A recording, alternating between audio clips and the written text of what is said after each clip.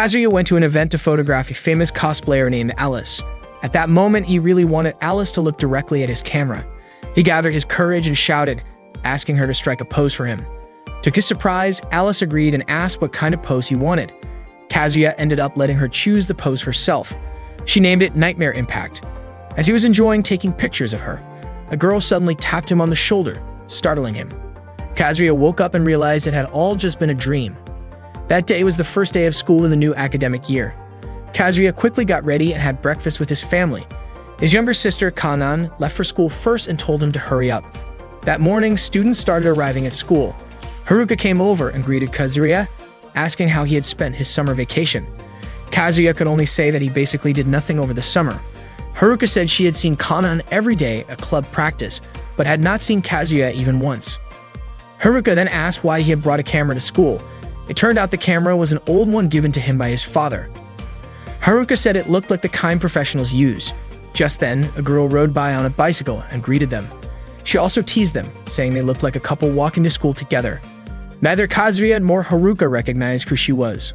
Before leaving, Haruka asked Kazuya to take a photo of her with Kanan sometime. Then she went over to talk to Tomoe. Haruka greeted Tomoe and asked how she was doing. Suddenly, their other friends ran up and hugged Haruka tightly because they had missed her so much. Haruka turned out to be a cheerful girl with excellent grades. She was also a star player on the tennis team and one of the most popular students in school. When they were kids, Kazuya and Haruka used to play together at the park, but before he knew it, Haruka had grown distant. Meeting the camera would soon change things for him. The day before, Kanan had gone into Kazuya's room to ask for some pencil lead. He told her to grab it from his desk. Kanan was surprised he had just finished his homework, saying he should have at least tried to do it before the Lantern Festival. She asked why their father's camera was in his room. Kazuya said it now belonged to him. Kanan felt jealous and wondered why Kazuya always got expensive stuff. Kazuya told her the camera was just a gift and that she should complain to their father, not to him. Kanan declared that she would make their father buy her a new outfit. Then she asked if Kazuya had taken any pictures yet. Kazuya admitted he had not taken any. Hearing that, Kanan was confused since their father had given him such a nice camera. She said it was a waste if he was not going to use it. Kanan then asked Kazuya to take a few pictures of her and he agreed. She immediately started posing with a cutesy bunny style. That was the last night of summer break, which felt just like any other year to Kazuya. That summer had been nothing special. His father gave him something even though it was not his birthday. A digital single-lens reflex camera with autofocus.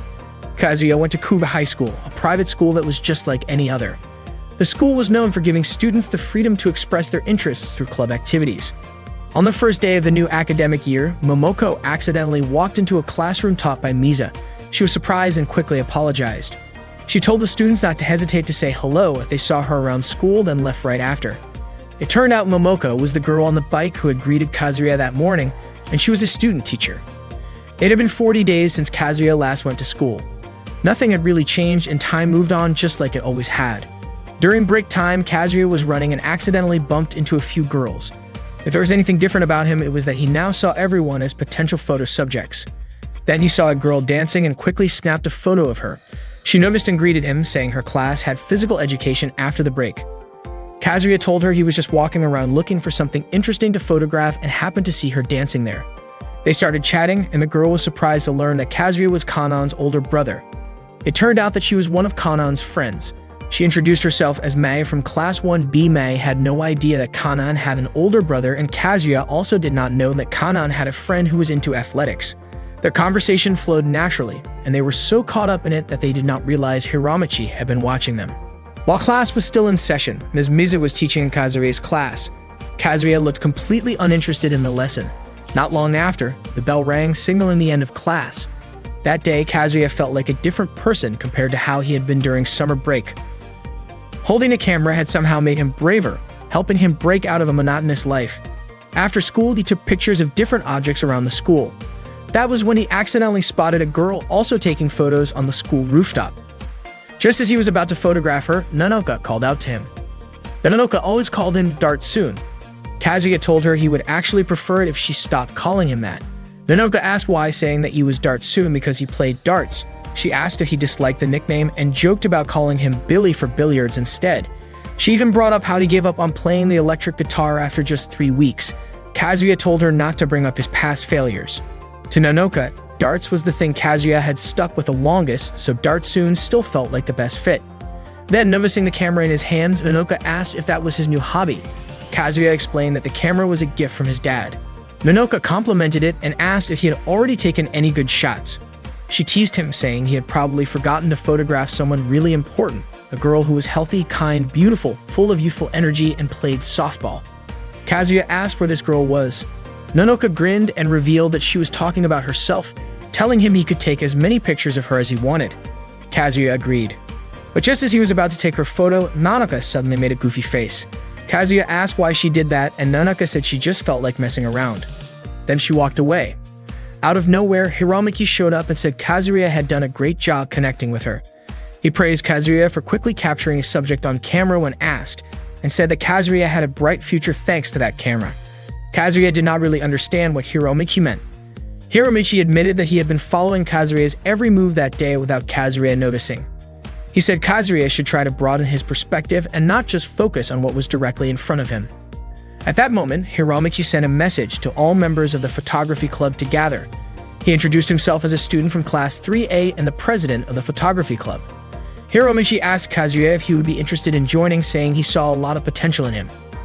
He also talked about how the student life at Kuba High School was all over the place. Some students were really passionate about their club activities, others went straight home, and some just kept living the same routine every day. Then he mentioned how beautiful the wind felt when it blew upward, helping to create breathtaking scenes. Hiramaki brought Kazuya to the photography club room and introduced the members. First was Ida from Class 2A, who was an expert at low-angle shots. People often called him Low-Angle Ita. Then there was Takashi, also from Class 2A, who specialized in high-angle photography. His nickname was Takashi the Lightning Speed Snapper. Hiramaki explained that the fine line between suggestiveness and art was where true aesthetics lived, that the boundary between the two was artistic expression.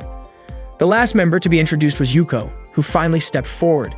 She was the only girl in the club known as Silent Snapper Yuko from Class 1C. Kazuya introduced himself as a student from Class 2B.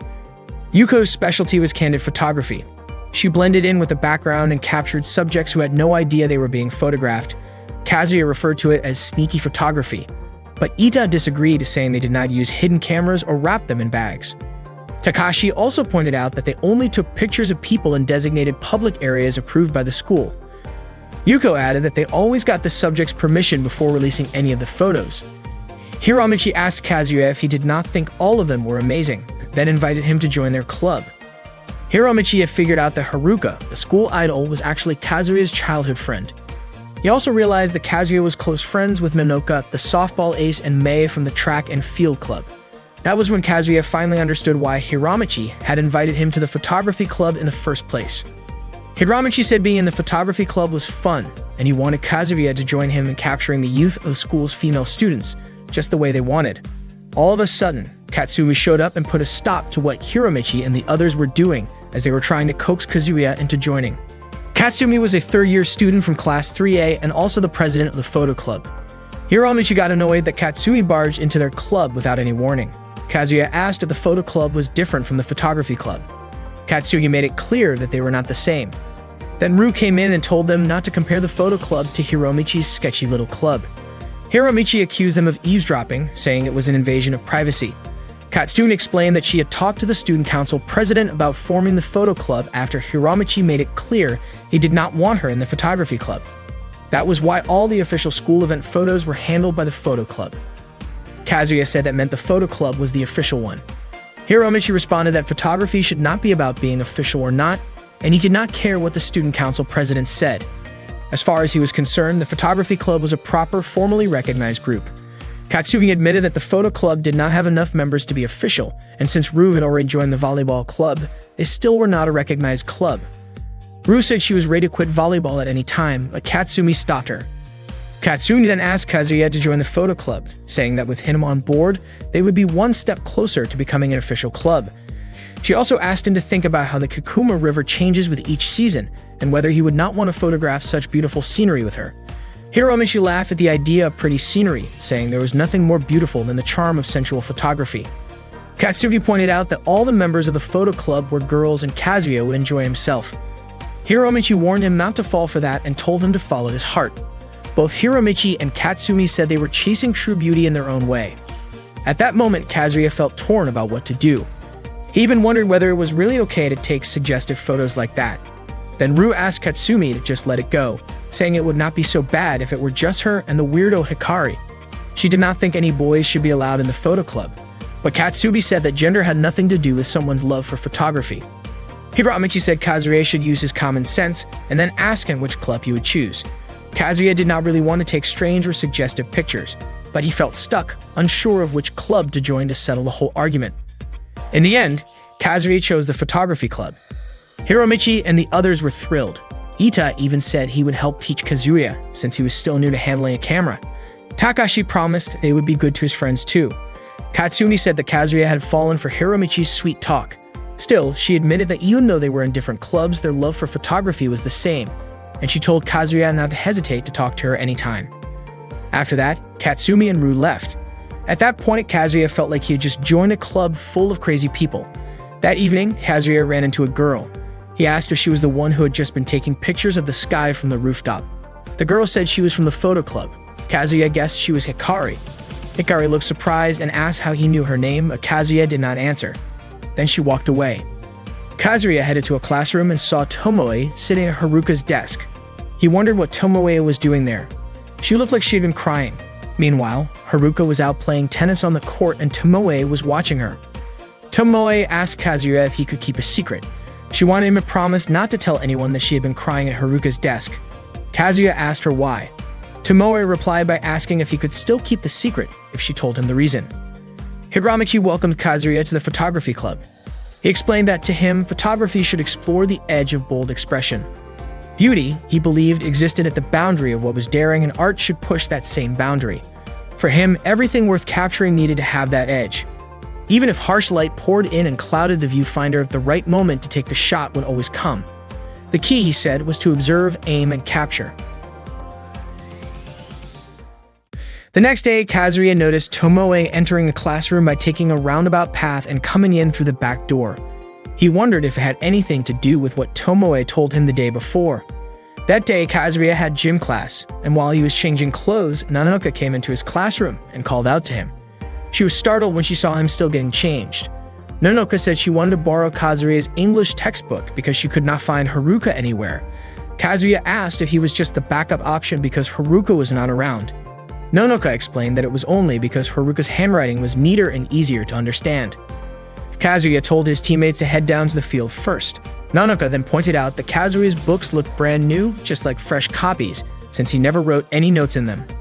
Kazuya told her to grab the book herself from his locker. Nanoka went to his locker and was surprised by the number of notebooks inside. She was sure that Kazuya kept all his books in there.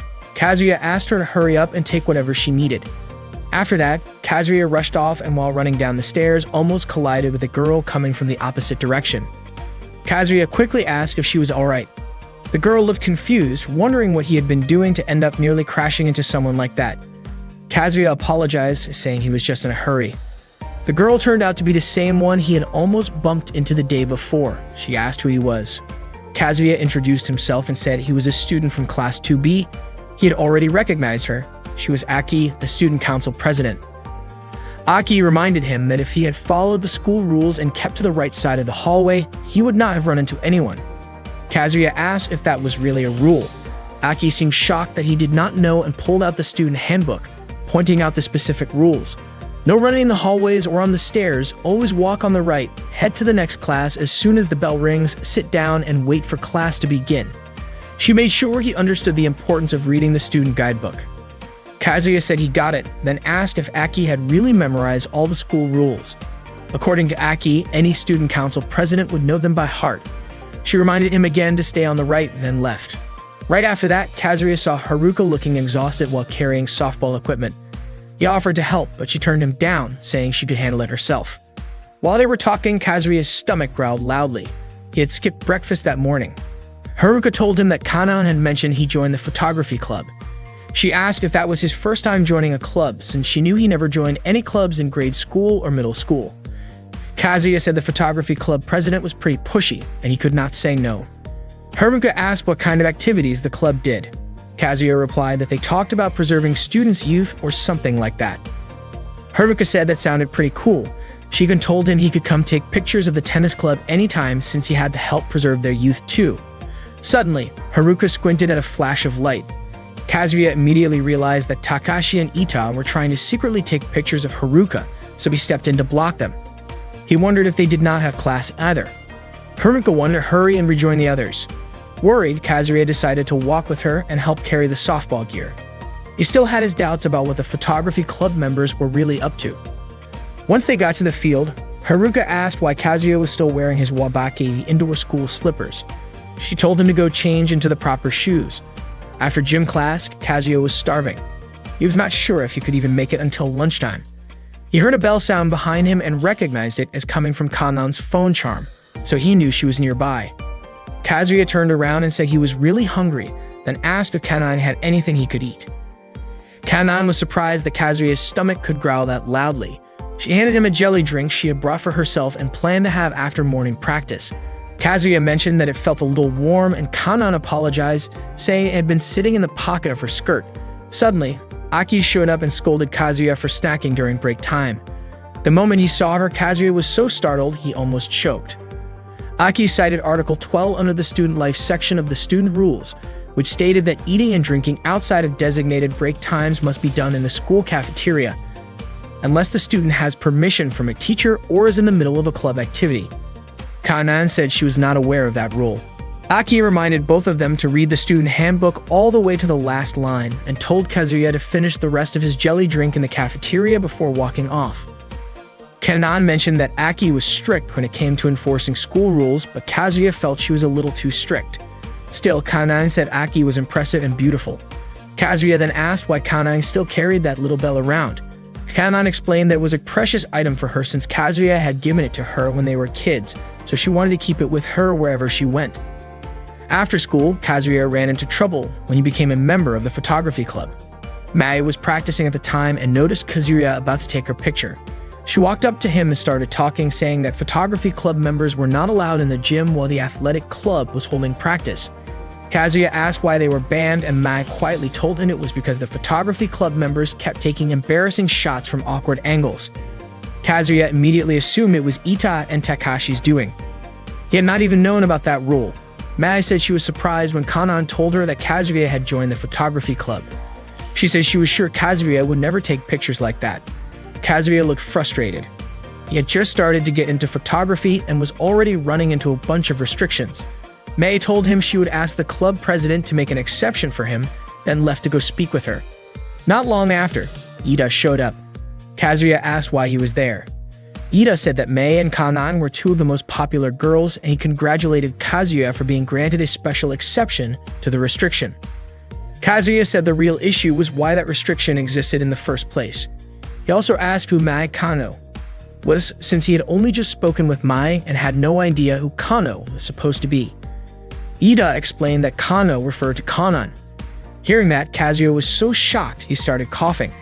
He told Ita that Kanan was his younger sister. Ita was stunned and could barely believe it.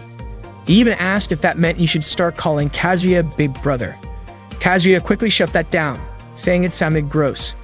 Ita then tried to hug him, but Kazuya stopped him because it gave him the chills.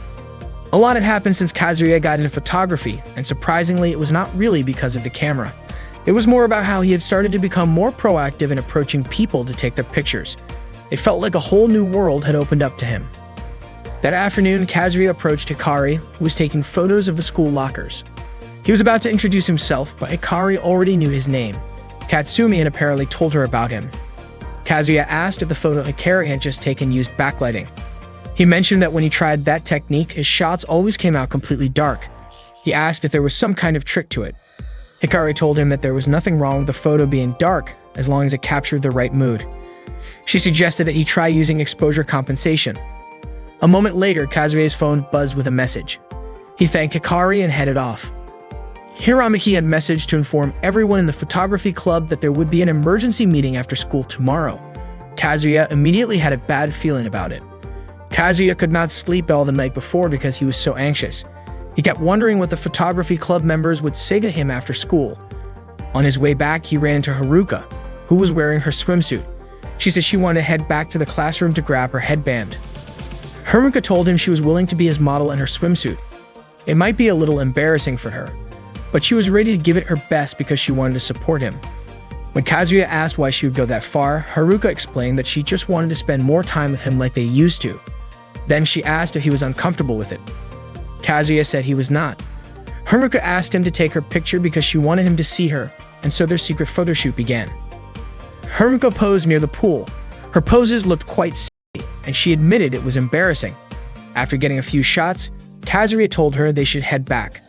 Haruka asked if he would keep the photos to himself, and Kazuya agreed. She told him she only did it for him, then quietly left. What they did, however, did not go unnoticed. Yuko had seen the whole thing. That day in class, Tomoe was reading a book out loud. Out of nowhere, Kazuya remembered his conversation with her the day before. Back then, Tomoe had asked if he could keep a secret if she gave him a reason. Kazuya said he could. She had admitted she wanted to be like Haruka, beautiful, kind, great at tennis, smart, and someone everyone liked. Tomoe believed that if she sat in Haruka's seat and saw the world from her point of view, maybe she could change. But it did not work at all. She became so jealous that she ended up crying, especially since Haruka was always kind to her. She asked if that made her a terrible person. Kazuya understood how she felt. At that moment, since he was spacing out, their teacher, Ms. Miza, smacked him on the head with a book to remind him it was his turn to read. Everyone in the class burst out laughing. After school, the photography club gathered in their club room. Hiromichi was leading the meeting, and each member had to report their assigned role. Ida said he focused on capturing natural expressions. Takashi said he liked to shoot from creative angles to bring out interesting compositions. Yuko's role was to take rapid shots that captured spontaneous moments. When it was Kazuya's turn, he stayed silent. Hiromichi asked if he had forgotten his role. He reminded everyone that their current project was already clear. It was time for the Miss Photogenic contest. Apparently, the members had been looking forward to it. Hiromichi asked Yuko to check if any photography club members were not in their place. She said everyone was present. Then, Hiromichi was ready to announce this year's Miss Photogenic. EGOT explained that Miss Photogenic was a club tradition where they decided who looked the most stunning in photos and showcased their best shots during the school festival each year.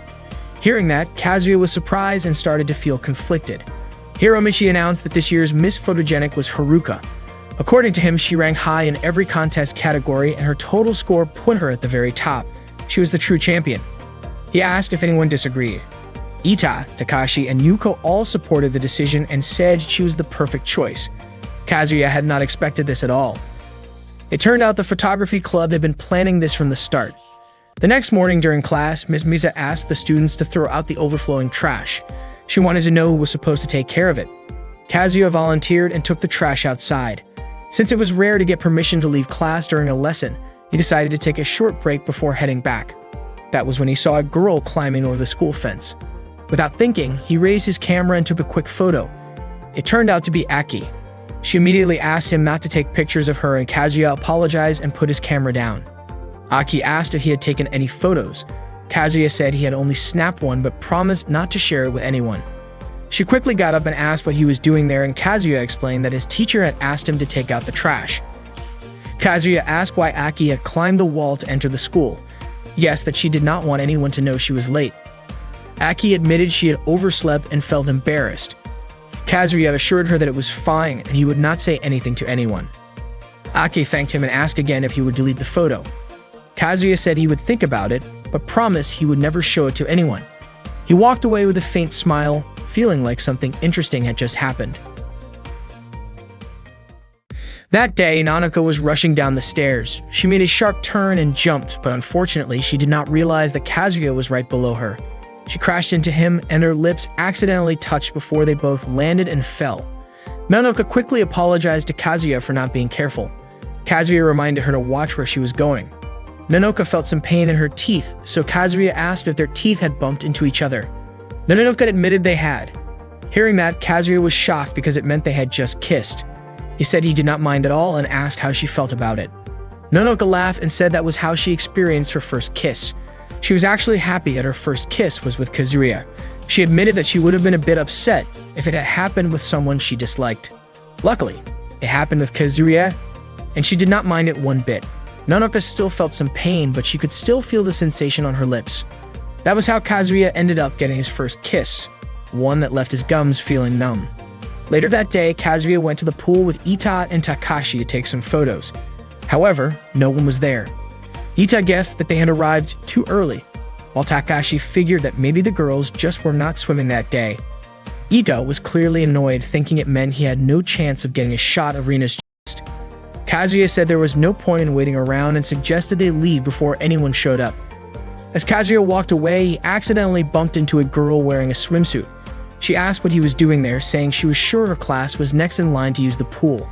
Kazuya quickly came up with an excuse, saying he had forgotten something. Seeing Kazuya stop, Ida gave him a push to keep moving. But that push made Kazuya stumble and his hand accidentally landed on Rina's chest. Of course, Rina screamed loudly. Kazuya immediately apologized and Rina forgave him because she knew it was an accident. Kazuya still could not believe he had just touched Rina's chest. That girl was Rina, one of the nominees for Miss Photogenic. Rina asked what Ita and Takashi were doing there. Ida said they were helping Kazuya look for his camera lens cap, and Takashi mentioned that the three of them were part of the photography club. Rina believed them without question. As they walked away, Ita and Takashi could not help but ask Kazuya if he really had touched Rina's chest. That made them extremely jealous. Kazuya insisted it had been a total accident. In the hallway, Kazuya ran into Kanan and Mei. He asked why they were still walking around, and it turned out they were on their way to the science lab. Kanan asked if Mei had something she wanted to tell Kazuya. Mei explained that Kazuya had been granted permission to take pictures of the track and field club because she had convinced the club president to let him in. Kazuya thanked her, but Mei warned him to be careful because if he did anything foolish, he would be banned right away. Kazuya understood and asked if they would be late since the bell was about to ring. Kanan and Mei then hurried to the science lab. Kazuya thanked Mei again and promised to do his best to take great photos. Unexpectedly, Yuko had overheard their conversation. That afternoon, Takashi, Ita, and Yuko called Kazuya over to congratulate him for getting permission to photograph the track and field club. Kazuya was surprised they knew about it. Yuko said it was thanks to her secret spying. Ida brought reference materials for Kazuya, and Kazuya was shocked to see that it was an adult magazine. Ita claimed it was a cosplay magazine and the models were just photographed that way. Kazuya said it was still inappropriate, but Ida told him to study what made a photo great by looking at that magazine, since they were all looking forward to seeing some silly photos of Mai. Kazuya said that he never agreed to accept the magazine. The three of them left, telling him to have fun with more than just that photo, though Kazuya had no idea what they meant. That night, Kazuya read the magazine Ita had given him. He felt a sense of urgency. He really wanted to have a few great photos for the photography exhibition, and he knew he needed to take a lot more pictures to get there. So he decided he would keep taking more photos, and if he kept doing that, the answer would probably come to him on its own. The next day, Kazuya watched Aki doing a dive at the pool. Aki only just noticed he was there and asked if he had been standing there long. She also asked what he was doing sneaking into the pool while the girls were practicing. Kazuya replied that it was already lunchtime. He then asked where she learned how to dive like that. Aki admitted that she used to be a diving athlete and had been in the swim club up until last year. She had to quit because she got too busy with her responsibilities as the student council president. Kazuya was surprised to find out Aki was that skilled at diving. According to her, there are a lot of great divers in Japan, but she is not on their level. Kazuya said he would love to take photos of her on the day of her match, but Aki told him it would be pointless to take pictures of her. He asked why, especially since her dives were so amazing. Aki told him to stop staring at her. Kazuya thought it was unusual since Aki was usually strict about school rules, but she seemed very different in that moment. He asked if he could take a few pictures of her because he wanted to capture her in her swimsuit. Aki replied that there was no way she would agree to something so embarrassing. When she turned him down, Kazuya reminded her that sneaking into the school like that was against the rules. Aki asked if he was trying to blackmail her. Kazuya pleaded again, asking her to let him take some photos. Aki asked if she refused, would Kazuya make a poster out of those photos and hang it outside the staff room, then send them out to the students through email. Kazuya jokingly called that a good idea, then begged once more to let him take the pictures. In the end, Aki gave in and asked what kind of pose he wanted. Kazuya asked if she could do a silly pose by putting her hands together and pushing out her chest. Aki said she already knew she was tall, slim, and flat-chested, and she thought Kazuya was teasing her. Kazuya said that was not what he meant. He just wanted to try something bold. Aki reluctantly agreed to go through with it. She started posing for the photos, clearly embarrassed, and told Kazuya to hurry up. Kazuya said it would be better if she were not so fussy.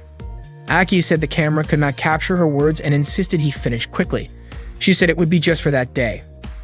After taking a few pictures, the two of them looked at each other for a moment. Suddenly, Hiramaki showed up and praised Kazuya for actually getting a sexy shot at Aki. He said he had changed his mind about her. He used to think she was uptight and overly strict, but now he saw she had a daring side too. Aki said there was a reason why she did all of that. Hiromichi said her sensual side had bloomed, but Aki denied it and walked away. She reminded Kazuya not to show the photos to anyone. Hiromichi said Kazuya was pretty impressive and asked how he got Aki to do what he said. Kazuya refused to explain, saying it was a secret. Hiromichi remembered how passionate Aki used to be. Kazuya mentioned that Aki quit diving because she got too busy after becoming the student council president. Hiromichi thought that was only the surface of the story. He believed Aki would not have given up something she had done since she was a child over a reason like that. He felt like she was carrying the weight of her parents' expectations. At that moment, Kazuya was walking down the hallway reflecting on everything that had happened that day. Suddenly, Haruka approached him and greeted him, mentioning how Kazuya was really diving into photography and always took it very seriously. For Kazuya, photography was genuinely fun. Out of nowhere, Haruka's friend asked her to cheer for the soccer team. Before leaving, Haruka asked Kazuya to let her know when he wanted her to be his model again.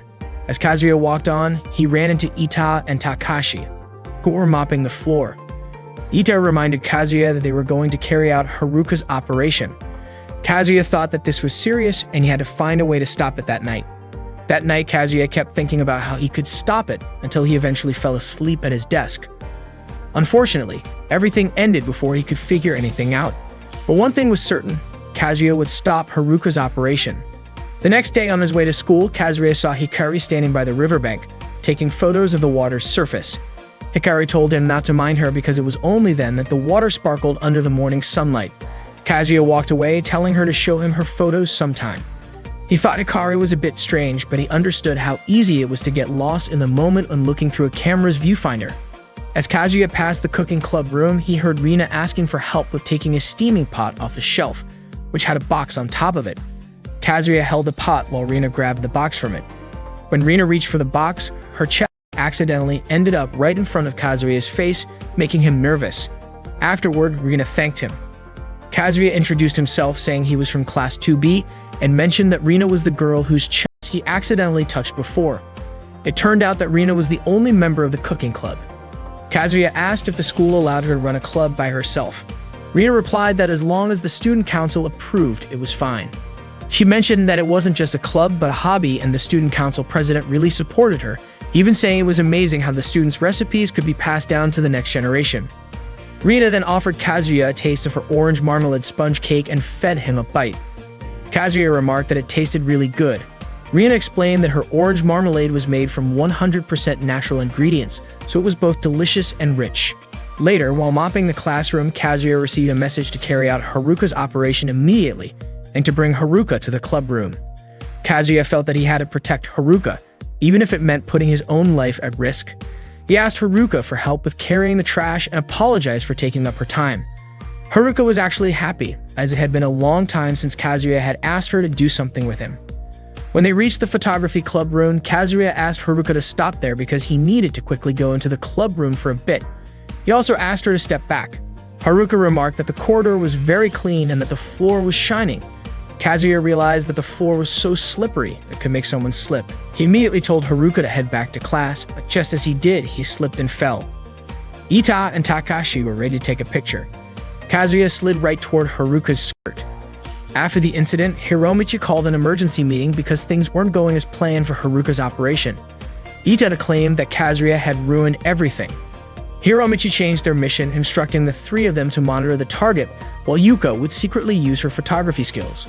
After the meeting was dismissed, Hiromichi expressed his anticipation for the results of their work. Kazuya felt that things had become even worse because he didn't know when Yuko and the others would go after Haruka, and it was far worse than just trying to lure Haruka out. Kazuya realized he had no other choice but to be the one to protect Haruka's privacy.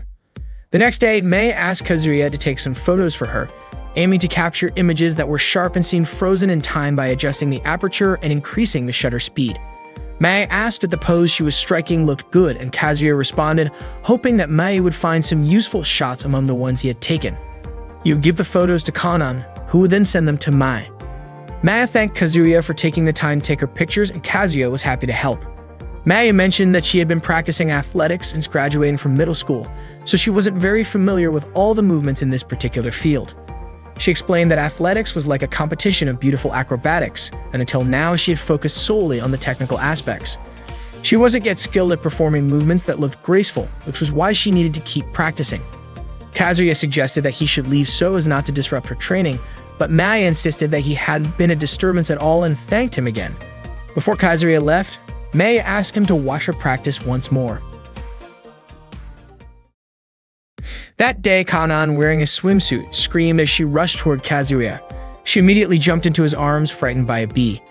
Kazuya tried to calm her down, asking where the bees were. Kanan only then realized that the bees were gone, and she called the bees the real problem. Kazuya, however, pointed out that Kanan herself was the one causing trouble. Kanan apologized, and Kazuya told her to change clothes quickly so she wouldn't be late for class, which Kanan immediately followed.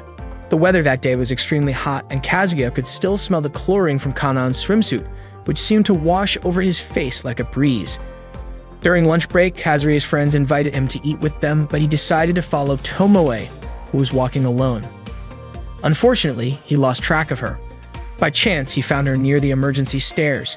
Kazuya asked if Tomoe often came to that place and what books she was reading. At first, Tomoe hesitated to answer, but then revealed she was reading a poetry book.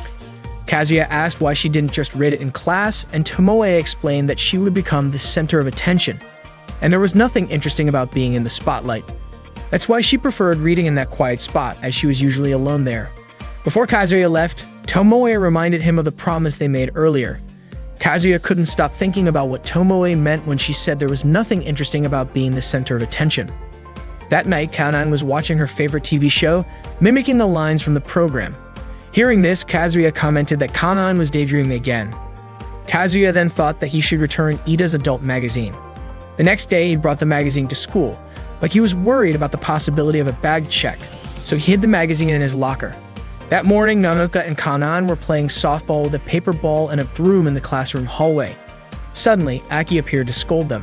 She said playing like that in the hallway could be dangerous, but Nanoka pointed out that the ball was just a paper ball, which posed no harm. Aki, however, wasn't just concerned about that. She explained that they might accidentally hit someone passing by with a broom. When Kazuya arrived, Nanoka and Kanan immediately hid behind him. Kazuya asked if Aki was angry, and Aki told him to stay away from them. Nanoka and Kanan immediately apologized and promised not to do it again. Kazuya admitted that he didn't know what Nanoka and Kanan had done, but pleaded with Aki not to punish them. Aki refused, as playing softball in the hallway was against the school rules. Kazuya then whispered to Aki, mentioning the legal violation. Aki wondered if Kazuya was threatening her again, but she believed that his threats didn't matter anymore because enforcing the rules was her responsibility. So until the end, she had to do her job perfectly. Kazuya then asked what about the legal violation. Reluctantly, Aki let Nanoka and Kanan off the hook, saying they probably regretted their actions. Kanan thanked Kazuya for his help, and Nanoka was amazed by Kazuya's actions, calling him a hero. Before leaving, Aki warned Kazuya that she would get him back someday. The day went on as usual, and when the school day ended, Momoko appeared to be struggling with a bag of trash. Kazuya noticed her and immediately called out to her. He asked what she was doing, and Momoko explained that she was asked to throw the trash away behind the school, but couldn't remember where the trash bins were. Kazuya asked if she was lost, but Momoko refused to admit it, saying she just didn't know where she was at that moment and claiming she had simply taken a wrong turn. Kazuya found it strange that she wouldn't admit she was lost, but he helped carry the trash and showed her the way to the trash bins. Momoko thanked him profusely, asking if the trash felt heavy. Kazuya, however, didn't think it was heavy at all. Momoko was very happy because there were reliable guys at school. Kazuya asked her if she had attended an all-girls school before. Momoko explained that her previous school was a regular one, but it was all girls. When they reached the trash bin, Momoko thanked Kazuya. Kazuya then asked if Momoko knew the way home.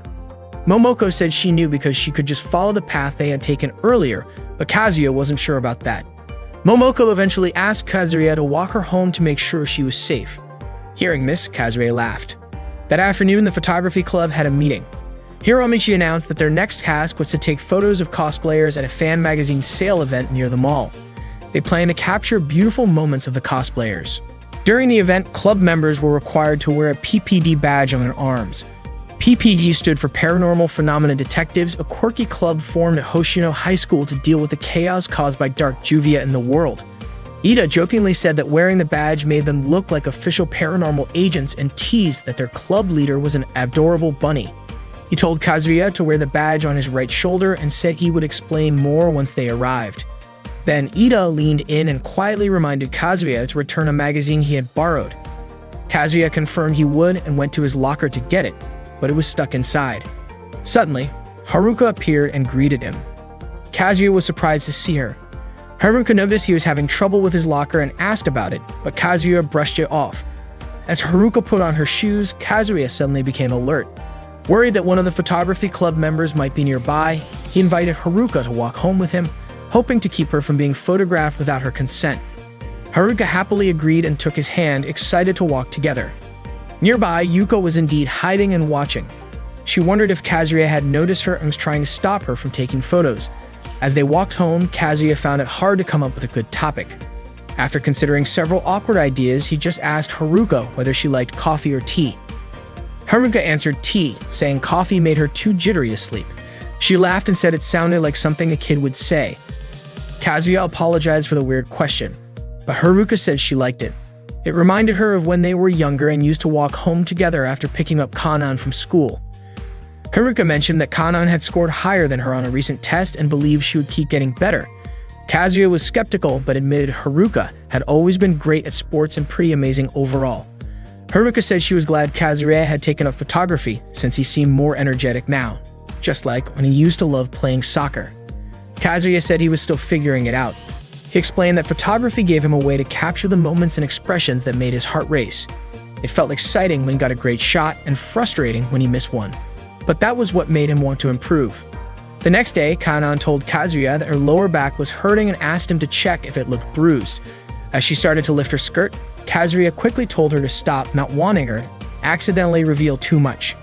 Kanan then asked if he could take a picture so she could see it herself.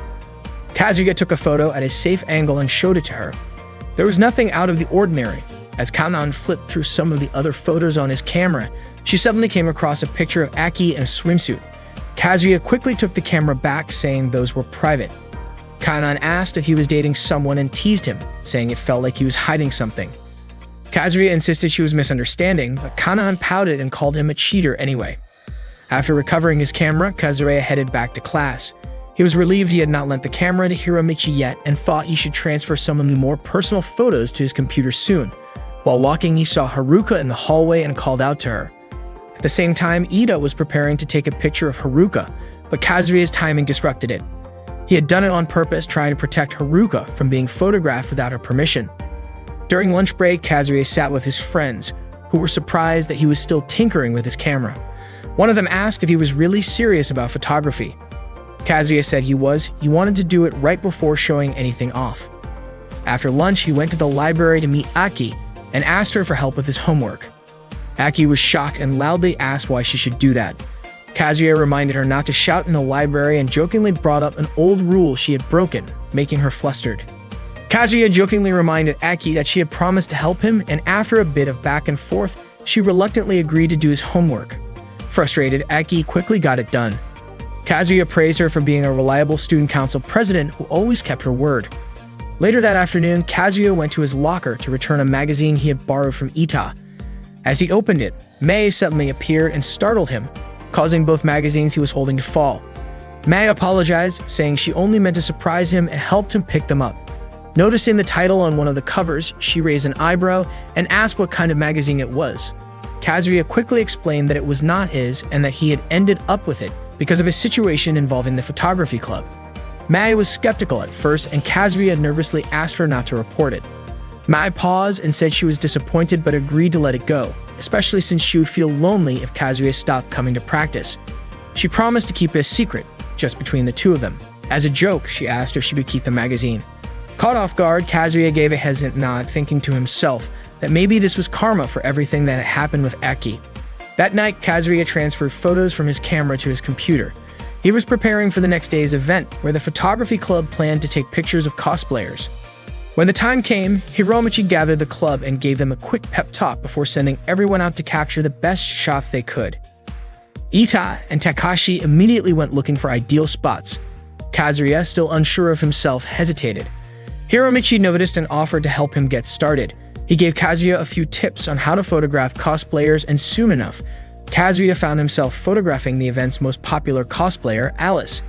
Hiromichi continued snapping photos while encouraging Kazuya to be bold and confident. Opportunities like this did not come often. When Alice struck a pose and asked what kind of photo Kazuya wanted, he told her to pose however she liked. She shouted, "Nightmare Impact," and struck a dynamic pose with her arms raised. That was the moment Kazuya captured his first proper cosplay photo. As he kept shooting, something inside him clicked. He was starting to really enjoy it, and he wanted more chances like this. The next day, Kazuya observed a training session as several girls began warming up. Katsumi, one of the senior students, reminded everyone to stretch thoroughly to avoid injuries, sharing her own experience from her volleyball days. She noticed Kazuya nearby and asked him to photograph the session. Even though he was not part of the athletics club, Katsumi said he could learn a lot by observing and capturing real moments. Kazuya began snapping pictures as the girls stretched and prepared. While focusing on Yuko, he noticed a small detail, a distinct mole on her face, and made sure to capture it clearly. Then he saw Rina walking by carrying a bunch of training balls with a big smile on her face and quickly took a photo of her too. He made sure to focus on candid expressions and natural angles, aiming to highlight each person's unique energy. While taking photos, Kazuya thought about how people do not always get unlimited chances to connect with others. Happiness was a lot like wind, unseen but always there if you knew how to look for it. Every meeting could be a matter of fate, and photography had become his way of understanding that. Through the lens, he found himself getting closer to people, and for now, that was enough. That day, Haruka was assigned to read a poem titled The Wind of Matsubura by Kenji Miyazawa during Ms. Mrs. class. The students were really into it and paid close attention as Haruka read. After a few lines, Ms. Misa asked her to stop so someone else could take over. She called on Kazuya to read the next part. As soon as he heard that, Kazuya froze. He felt confused and nervous. Ms. Misa reminded him to stop glancing at Haruka and to stay focused on the lesson. Kazuya quickly looked for the part he was supposed to read. His awkwardness made the whole class laugh, while Haruka sat there trying to hide her embarrassment. It was one of those moments when reality seemed to splinter into endless possibilities, and one of them played out the very next day. Kazuya happened to see Haruka collapse in the hallway. He rushed over to help her. Haruka said she felt a little dizzy. Kazuya asked if she was okay, and she told him she was fine, that this kind of thing had happened since they were kids. Haruka often felt that way because she had anemia, but she was sure she would feel better soon. Kazuya suggested she go rest at the student infirmary and offered to take her there. He tried to lift her up to carry her, but as he did, his hand accidentally touched her chin. Startled and flustered, he immediately apologized. Then he asked Haruka to climb onto his back so he could carry her properly. As he carried her down the hallway, he could not help but think how stupid it had been to try lifting her by her underarms in the first place. While they walked, Haruka asked Kazuya if she felt heavy. Kazuya said no, she felt light. Haruka admitted she had been worried he might think she was heavy, but Kazuya told her not to worry about that. Unbeknownst to them, someone seemed to be watching from a distance, snapping photos with a camera. Once they got to the student infirmary, Haruka thanked Kazuya. He told her not to go to tennis practice that day and said he would let Kanane know. He asked her to rest and promised to come pick her up later. Haruka agreed and lay down to relax. As Kazuya was about to close the curtain, he noticed Takashi trying to take a picture of Haruka. Kazuya was shocked and wondered why that pervert was photographing a girl while she slept. Caught in the act, Takashi froze. Kazuya gave him a silent signal to leave, and Takashi quickly took off. Suddenly, Haruka spoke up. She said she would not mind if Kazuya took a picture of her while she was sleeping. Kazuya told her to focus on resting and said he would never do that. When they were kids, Kazuya and Haruka used to play together all the time. One day, while they were playing soccer, Kazuya accidentally kicked the ball right at Haruka. She suddenly looked weak and dizzy, and Kazuya ran to help. But just like that day in the hallway, he accidentally touched her chest while trying to lift her up. That was the moment Kazuya first realized that Haruka was a girl. Later, Kazuya called Kanan to let her know what had happened, and that Haruka would not be able to come to practice. Kanan asked him to take good care of Haruka. That evening, Kazuya walked Haruka home. Haruka said she had really enjoyed spending the whole day with him, and that she felt like everything was going to be okay. She told him that next time he could take her picture again, even if it felt a little embarrassing. She said she would do her best for him. She also asked him to let her know if he ever wanted to take her picture and thanked him for walking her home. After that, they went their separate ways. Kazuya felt happy hearing what Haruka said, but deep down, he was not sure. There was something inside him that felt solid, unchanging and unshakable, a kind of certainty he could truly be proud of. The next day at school, Kazuya overheard a group of girls talking about him. They were saying that he often spent time alone with Haruka, even though they thought the two of them did not make a good match. They seemed surprised that Kazuya and Haruka were even childhood friends in the first place. In their opinion, Haruka deserved someone better than Kazuya, and they were certain she would eventually dump him. Frustrated by what he heard, Kazuya walked off to be alone for a while. The way those girls talked was completely out of line, even to the point of putting Kazuya down. Some of them even said that if they were in Haruka's place, they would rather go for a good-looking guy instead of Kazuya. Unexpectedly, Yuko happened to hear the conversation too. While Kazuya was off by himself, Tomoe saw him, but she chose to ignore him and continued on her way. Not long after, Kazuya returned to his classroom hallway. As he passed by the door of the photography club room, Ita and Takashi noticed him. They had originally planned to ask for Ita's adult magazines back, but seeing how gloomy Kazuya looked, they decided not to say anything. Ida ended up giving up on the magazines altogether. Apparently, this kind of gossip had already happened before, back when Kazuya was still in middle school. He had even expected that rumors like this would come up again. A lot of people had made fun of him, saying he was not good enough for Haruka. As he was walking past the back of the classroom, Kazuya accidentally overheard a boy talking with Haruka.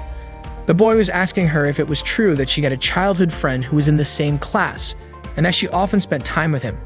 Haruka replied by asking if he was referring to Kazuya, and then she admitted that yes, the two of them were usually together. The boy then asked if Haruka and Kazuya were dating. Haruka answered that their relationship was not like that, but before she could explain further, the boy suddenly looked relieved. He then asked Haruka to be his girlfriend and told her to forget about Kazuya. This boy was the star forward on the soccer team, while Haruka was the ace player on the tennis team. He thought the two of them would make a great pair. He did not expect Haruka to give an answer right away. He just wanted her to think about it first. As Haruka chased after him, she was surprised to see Kazuya standing nearby. She told him that there was nothing going on between her and that boy. They had just been talking for a little bit. Haruka also said that the boy was not even her friend. Kazuya said there was nothing wrong with that and even added that he thought Haruka and the boy looked good together. He believed that everyone would agree they made a nice couple. Haruka was confused by what Kazuya said. She had no idea what he was really feeling. When Kazuya stayed silent, she kicked him and called him an idiot before running off. As it turned out, Takashi and Ita had overheard the entire conversation. Kazuya could not stop thinking about Haruka and that boy, not even after he got home. The next day, Kanan came to the photography club room looking for Kazuya. Takashi and Ita were surprised to see her there. Kanan asked Kazuya where Haruka was. In response, Kazuya asked if Haruka was not at practice that day. Kanan said Haruka had not shown up at all and that she had seemed really down lately. Kanan admitted she was worried about her because Haruka had not been answering any of her calls. Kazuya immediately became concerned that Haruka might be having another episode like the other day due to her anemia. He quickly left the club room and asked Kanan to give him Haruka's phone number. Meanwhile, Haruka was sitting alone on a park bench, intentionally ignoring the calls coming in on her phone. Kazuya kept calling her again and again, but she did not pick up. Suddenly, the sound of an ambulance siren could be heard in the distance, sending Kazuya into a full panic. Kazuya kept sprinting down the school hallway, leaving Ita and Takashi totally confused about why he was in such a rush. Out of the blue, Hiramaki sent a message to every member of both the photography club and the photo club, practically begging them to find Haruka and make sure she was safe. She was the queen of photogenic shots after all, and Hiromichi made it clear that their club would do whatever it took to protect her beauty. Determined to find her, Kazuya ran around asking 3 girls he'd seen gossiping earlier that morning, but none of them had a clue where Haruka might be. Suddenly, a childhood memory popped into his head.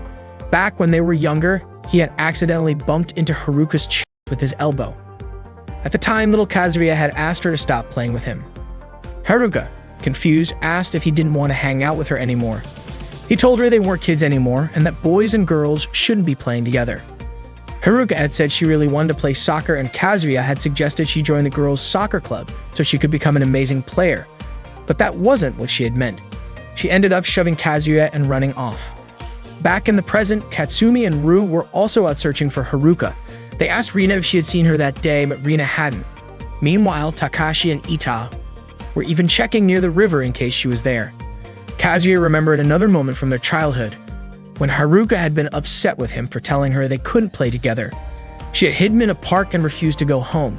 Kazuya had begged her to come out since it was getting late, but she just told him to go home by himself. She had cried, admitting that not being allowed to play with him made her feel really lonely. That's when it finally hit him. Haruka had always wanted to be with him. She had even once said she was willing to be photographed by him even if it was embarrassing, just because it was him. Realizing that, Kazuya was overcome with guilt.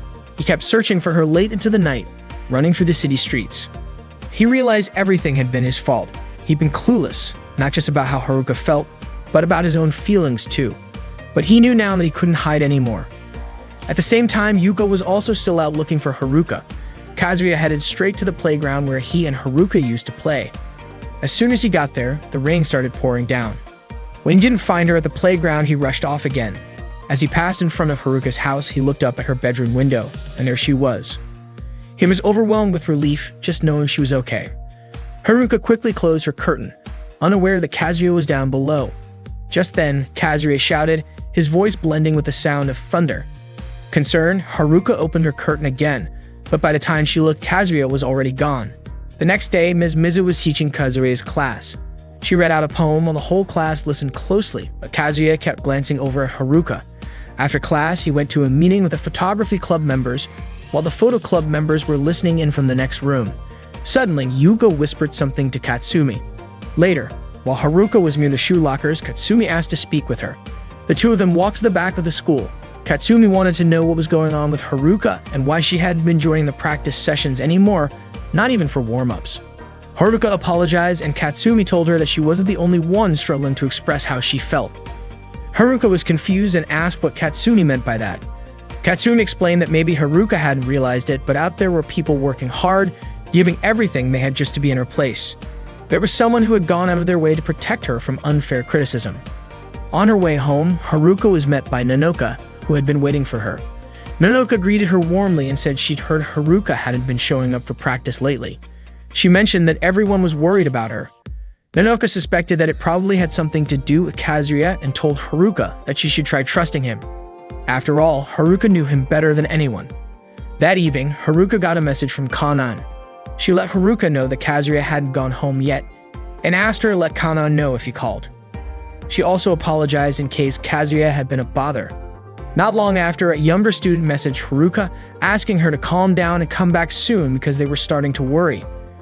Katsumi also texted Haruka, saying she realized she might have been a little harsh earlier, and asked Haruka to believe in Kazuya and in her own feelings too. Mei messaged her as well, saying she wanted to do warm-ups together again since everyone was looking forward to seeing Haruka back.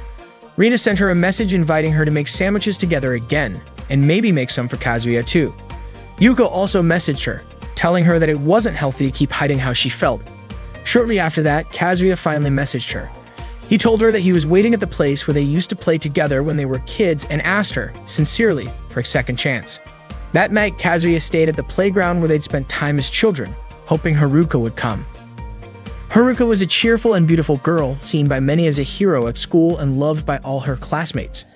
She was born on October 6th, making her a Libra with blood type O. Her figure was well-balanced and naturally graceful. Haruka's appearance was truly stunning and effortlessly photogenic. That night, Haruka met Kazuya at the playground. She said that place held a lot of memories for the two of them. She shared how they used to play soccer there until sunset, getting their clothes completely covered in sand. Haruka admitted that back then, she sometimes wished she had been born a boy. Kazuya remembered that he had accidentally elbowed her chest once, and he felt stupid for telling her to go out with another guy.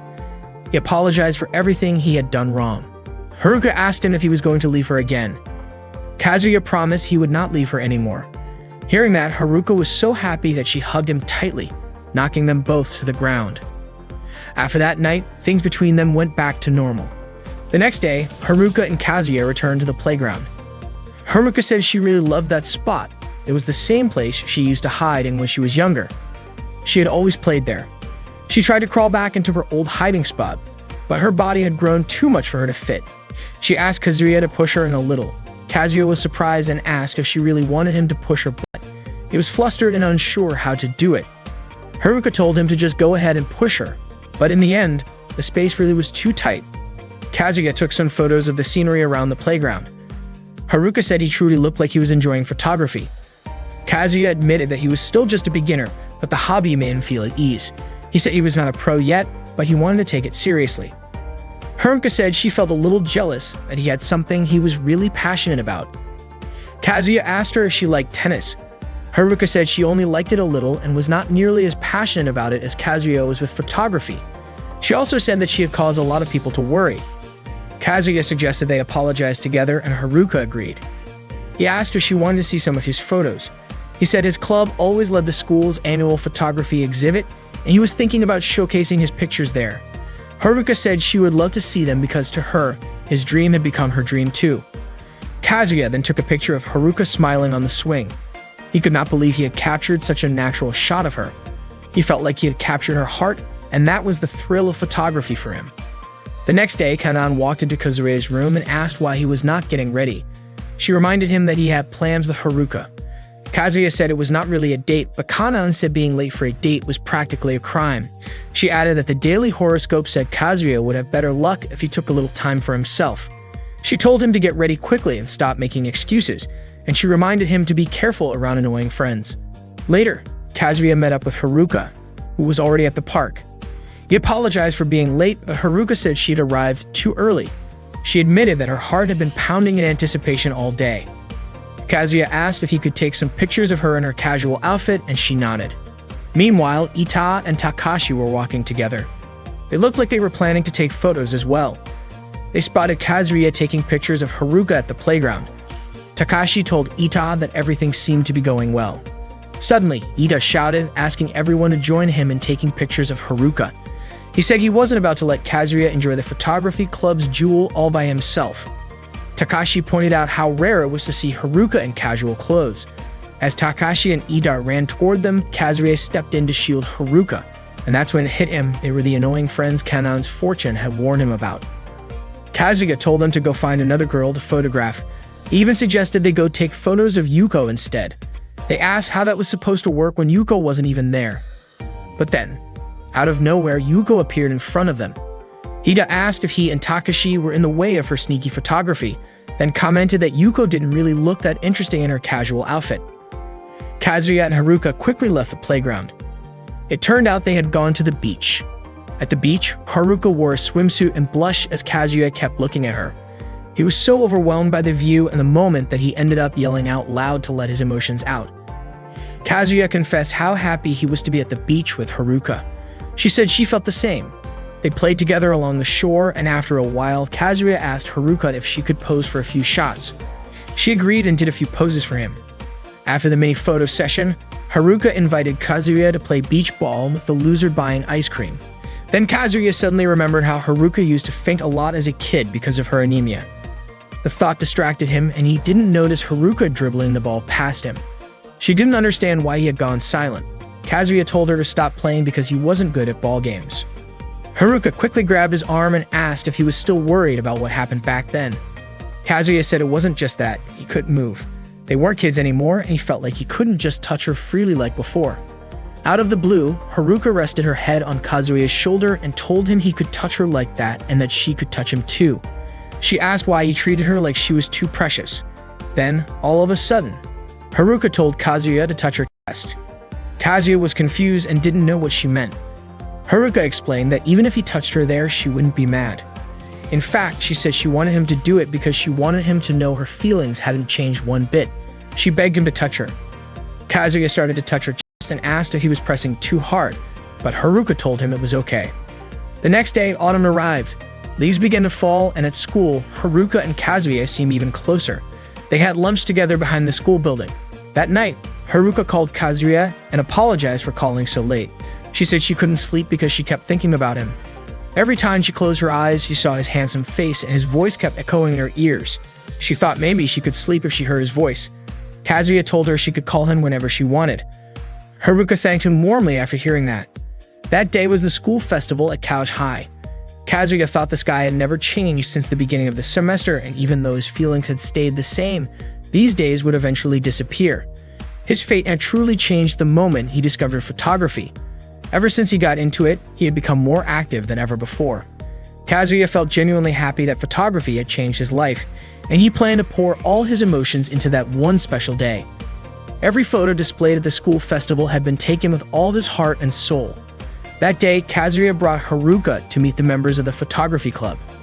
Hiromichi announced that the club was about to reveal the winner of that year's photogenic contest, and he revealed that Haruka had been chosen as the photogenic princess of the year. Hiromichi called for the curtain to be pulled back. Yuka opened a large curtain, revealing a massive photo behind it that showcased Haruka's natural beauty. Haruka remembered that the photo was taken when she was at the playground. Kazuya said it was a beautiful picture and shared that he titled it Hope. Haruka thought the title was lovely and Kazuya thanked her. Haruka admitted she felt a little embarrassed that her photo had been printed so large. Then Hiromichi asked everyone to open up all the photos that would be displayed at the exhibition. Haruka was surprised to find out they were all pictures of her. Kazuya explained that there was a reason for that, and Hiromichi offered to explain. Hiromichi shared that the members of the photography club went all out to capture Haruka's beauty in every shot. All the photos were taken secretly.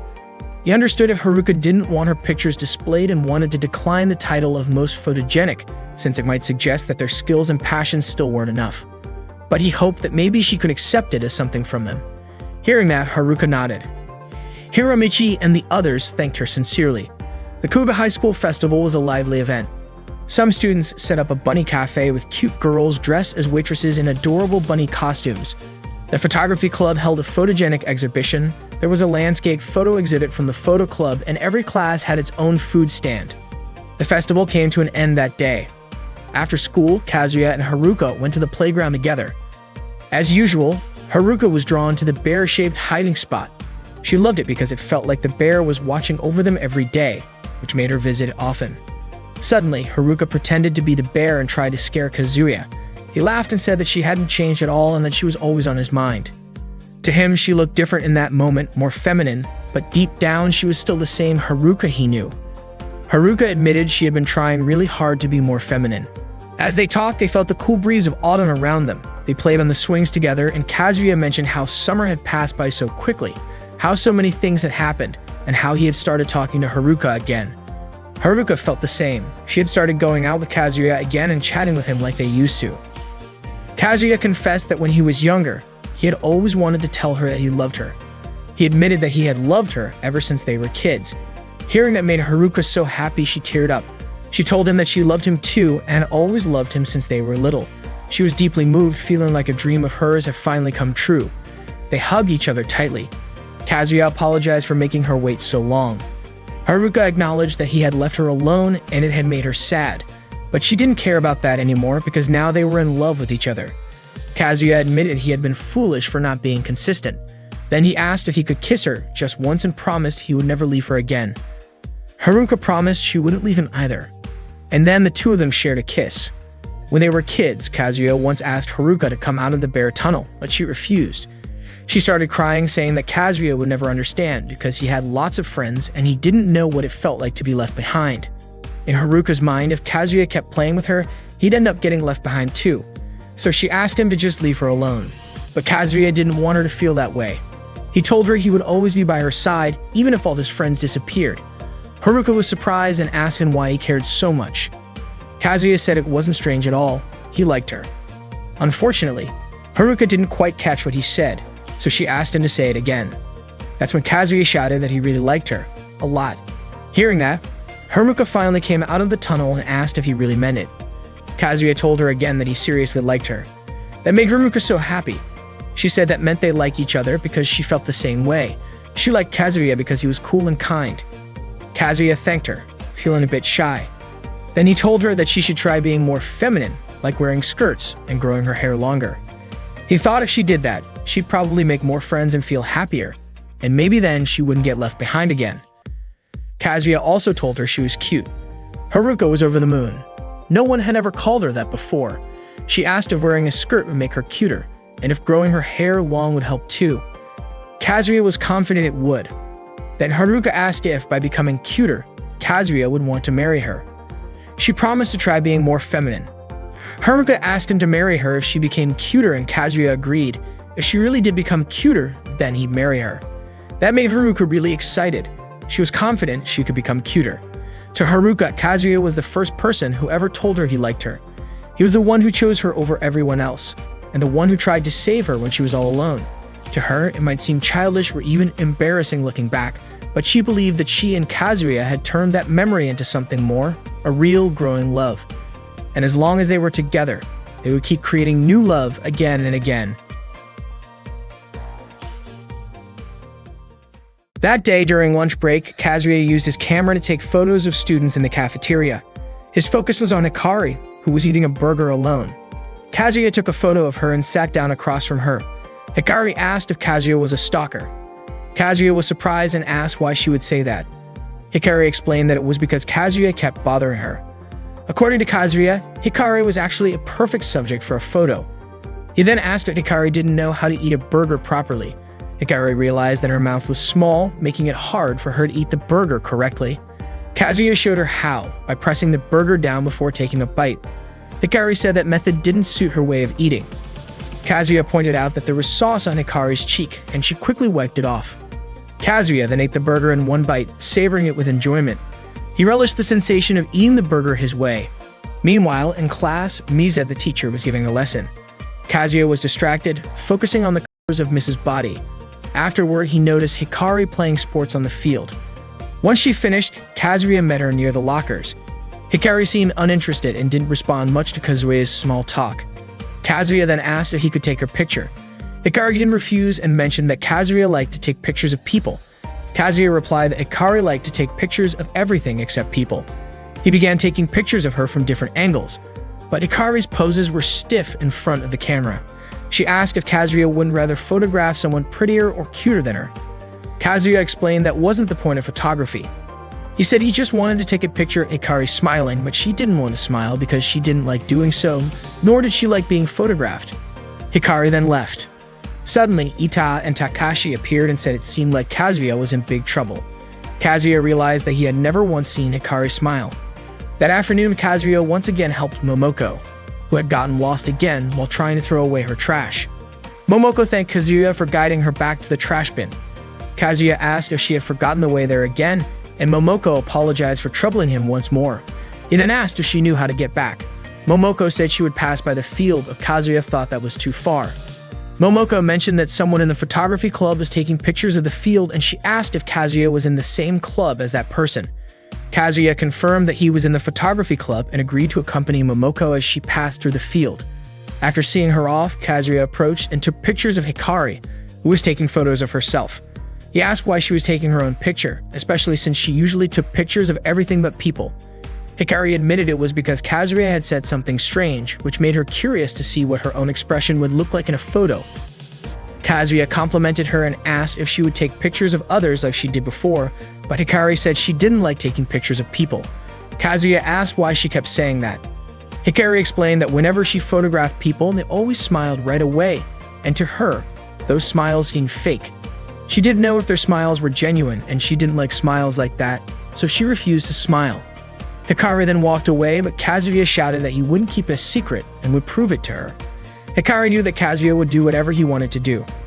That afternoon, Kazuya went with Hikari to take pictures. Hikari mentioned that on clear days, Mount Fuku could be seen in the middle of the city, while on the other side, skyscrapers were visible. Hikari then asked if Kazuya was getting bored. He said it was something new for him, as he usually only photographed people. Kazuya and Hikari went to an amusement park. He took pictures around the park, but he wasn't interested in making Kazuya his subject. Instead, he was more drawn to the scenery, especially the flowers along the roadside that no one seemed to notice. He liked how flowers would never betray him. Kazuya then took a photo of Hikari from behind. The next day, when Kazuya woke up, he suddenly became excited about getting Hikari to take pictures of people. At school, Kazuya met with Katsumi to talk about how Hikari disliked taking pictures of people. Katsumi was curious about why Hikari felt that way. Kazuya even explained that the reason Hikari didn't take pictures of people was because she didn't like smiling, which is why Kazuya wanted to do anything he could to change that, and he would give her something beautiful to solve it. After that, Kazuya sent a message to Hikari asking her to meet him on the field. It turned out that Kazuya had intentionally worn a flower costume from the drama club and showed it to Hikari. When Hikari arrived at the field, Kazuya quickly revealed himself and said that he did this just for her, then asked if she would take his picture. Unfortunately, Hikari remained indifferent toward him. Hikari immediately walked away, and Kazuya even mentioned that he would change her perspective. It turned out that even though Kazuya had boasted about changing Hikari, he had no more ideas. The autumn season passed and winter arrived. One day in winter, Kazuya went to a cafe alone. After that, he went for a walk and saw Hikari taking pictures of a cat. Kazuya immediately approached her. He was surprised to find out that Hikari also took pictures of cats, and after all, cats were animals. Hikari explained that she liked the aura that wild animals gave off, and she left Kazuya. The next day, Kazuya asked Ita and Takashi for help. They were about to refuse, but Kazuya threatened not to return the magazine from before. Kazuya whispered something to them, and they quickly agreed because he asked them to take pictures of panties and bouncing chests. Kazuya mentioned that they probably needed the right costumes. Yuko said that she knew someone who had the kind of costume they were looking for.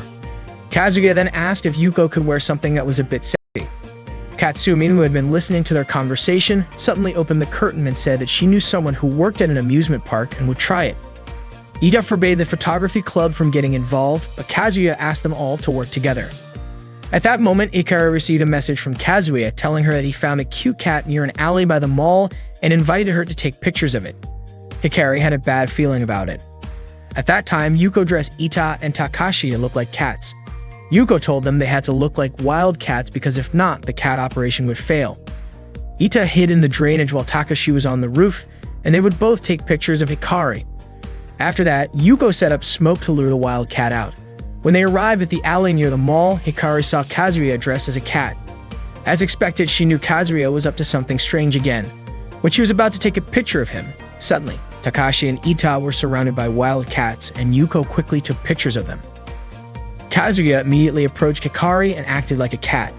He even rolled around in the street and asked Hikari to take his picture. The head of Kazuya's costume rolled into the street, which made Hikari laugh. Kazuya kept asking Hikari to take his picture as he shook his body and made cat sounds. Hikari asked him to take off the costume because it was dangerous. It turned out that Kazuya was acting like this because he really wanted Hikari to take his picture.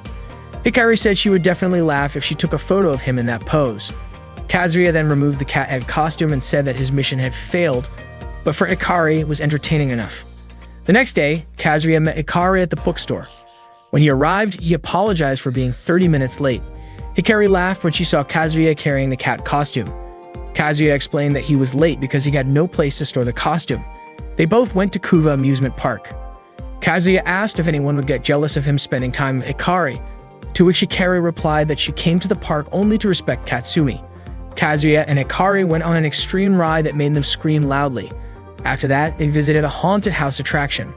Kazuya looked terrified when he saw hands reaching out from holes in the walls. Hikari reassured him, saying that it was just a trick and the hands belonged to the part-time workers. After having enough of the haunted house, they rode a roller coaster and then went on a swing ride. Later, they took a ride on the Ferris wheel. From the top, Kazuya pointed out the view of Mount Fuji, which was very clear from up there. Hikari said the view was beautiful and bright. After leaving the amusement park, they walked together, enjoying the sunset. Kazuya said that it was a lot of fun, and Hikari mentioned that it had been a long time since she had screamed like that. She then asked Kazuya what he wanted to do next, and Kazuya said he didn't know. Hikari told him about a place she couldn't visit alone and asked if he would accompany her. As they walked, Kazuya was curious about the place Hikari meant. He guessed it might be a place couples typically visit. It turned out to be a high spot where they could see the city from above. Hikari borrowed Kazuya's camera to take pictures of the view. She said the place felt far from the hustle and bustle of the city, so the stars looked beautiful from there. Hikari took a picture of the sky and thanked Kazuya for the day, but Kazuya insisted he hadn't done anything for her. Hikari admitted she felt a little scared and explained that she had a tendency to daydream when she was younger. She revealed that she really enjoyed photographing insects and flowers, but when she got to middle school, the girls in her class started talking to her.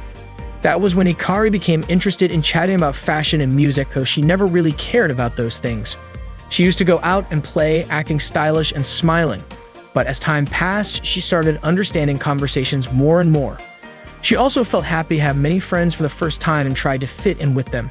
However, her friends saw her as a strange girl, and they only wanted to make themselves look better. Hikari's friends started bullying and insulting her, which made her upset. Eventually, Hikari stopped hanging out with them. The teasing and insults continued. One day, when one of Hikari's friends lost her wallet, it was found in Hikari's bag. Even though she didn't do it, the teacher had already accused her, and all of her friends cornered her. Hikari could even hear them laughing in class. The girls hated her and the boys teased her. Hikari noticed her smiles were different from when they first met, as if she could tell what they were thinking. This made Hikari very sad, and that was when she stopped smiling. She also stopped trusting others. Kazuya said Hikari's friends were really cruel and he couldn't forgive them. Hikari felt happy and said that Kazuya was really kind because he was the first person to support her. Hikari admitted that she believed in Kazuya's smile. She said that it was enough for her to photograph the scenery. When Kazuya looked at the photos of flowers and stars, he thought they looked like heaven. Hikari asked what Kazuya hoped for from a shooting star in the sky. Kazuya said that he liked Hikari's smile and that he could even count how many times he had seen it, so he wanted to see Hikari smile as many times as there were stars or even more than that. That was his wish. Hikari asked if she could photograph Kazuya's smile and Kazuya agreed. Hikari mentioned that it would be her first photo since she was in high school. Kazuya then asked what Hikari wanted, and Hikari admitted that she wanted to see Kazuya's smile even more than that. When Kazuya saw that Hikari was cold, he placed her hands into his pocket so she could feel the warmth. After that, they shared a kiss. From that night on, Kazuya and Hikari grew even closer. The next day, the two of them went to a lake and took a boat ride. They took pictures of each other. Their closeness even made others around them feel uncomfortable. Kazuya invited Hikari to the beach next week, and Hikari agreed. She said they would meet at 10 o'clock at the bookstore near the station. Hikari chose the bookstore as their meeting place because she could read books if Kazuya was late. Kazuya smiled and said that it seemed it took time to make Hikari trust him. When they went to the beach together, Kazuya took pictures of Hikari wearing a bikini. Hikari posed in various ways while being photographed. Besides playing on the beach, they also went diving together. Before they knew it, they had a large collection of photos since they started getting closer, and these photos were displayed in the photography club. An unexpected meeting happened when Kazuya saw Aki wearing a swimsuit. Aki performed a diving jump and swam, and Momoko complimented her. Kazuya called Aki and walked over to her. Momoko then asked if Kazuya had not gone home because of his club activities. Kazuya admitted he wanted to take some beautiful photos for the exhibition. According to Aki, taking photos is great, but you shouldn't take pictures of weird things. Kazuya didn't understand what Aki meant by weird things. Aki was about to grab a support, but Momoko stopped her because it was her job to get it. However, Aki responded that if Momoko took it, she might get lost. Before leaving, Aki reminded Kazuya to stay quiet and not talk about weird things.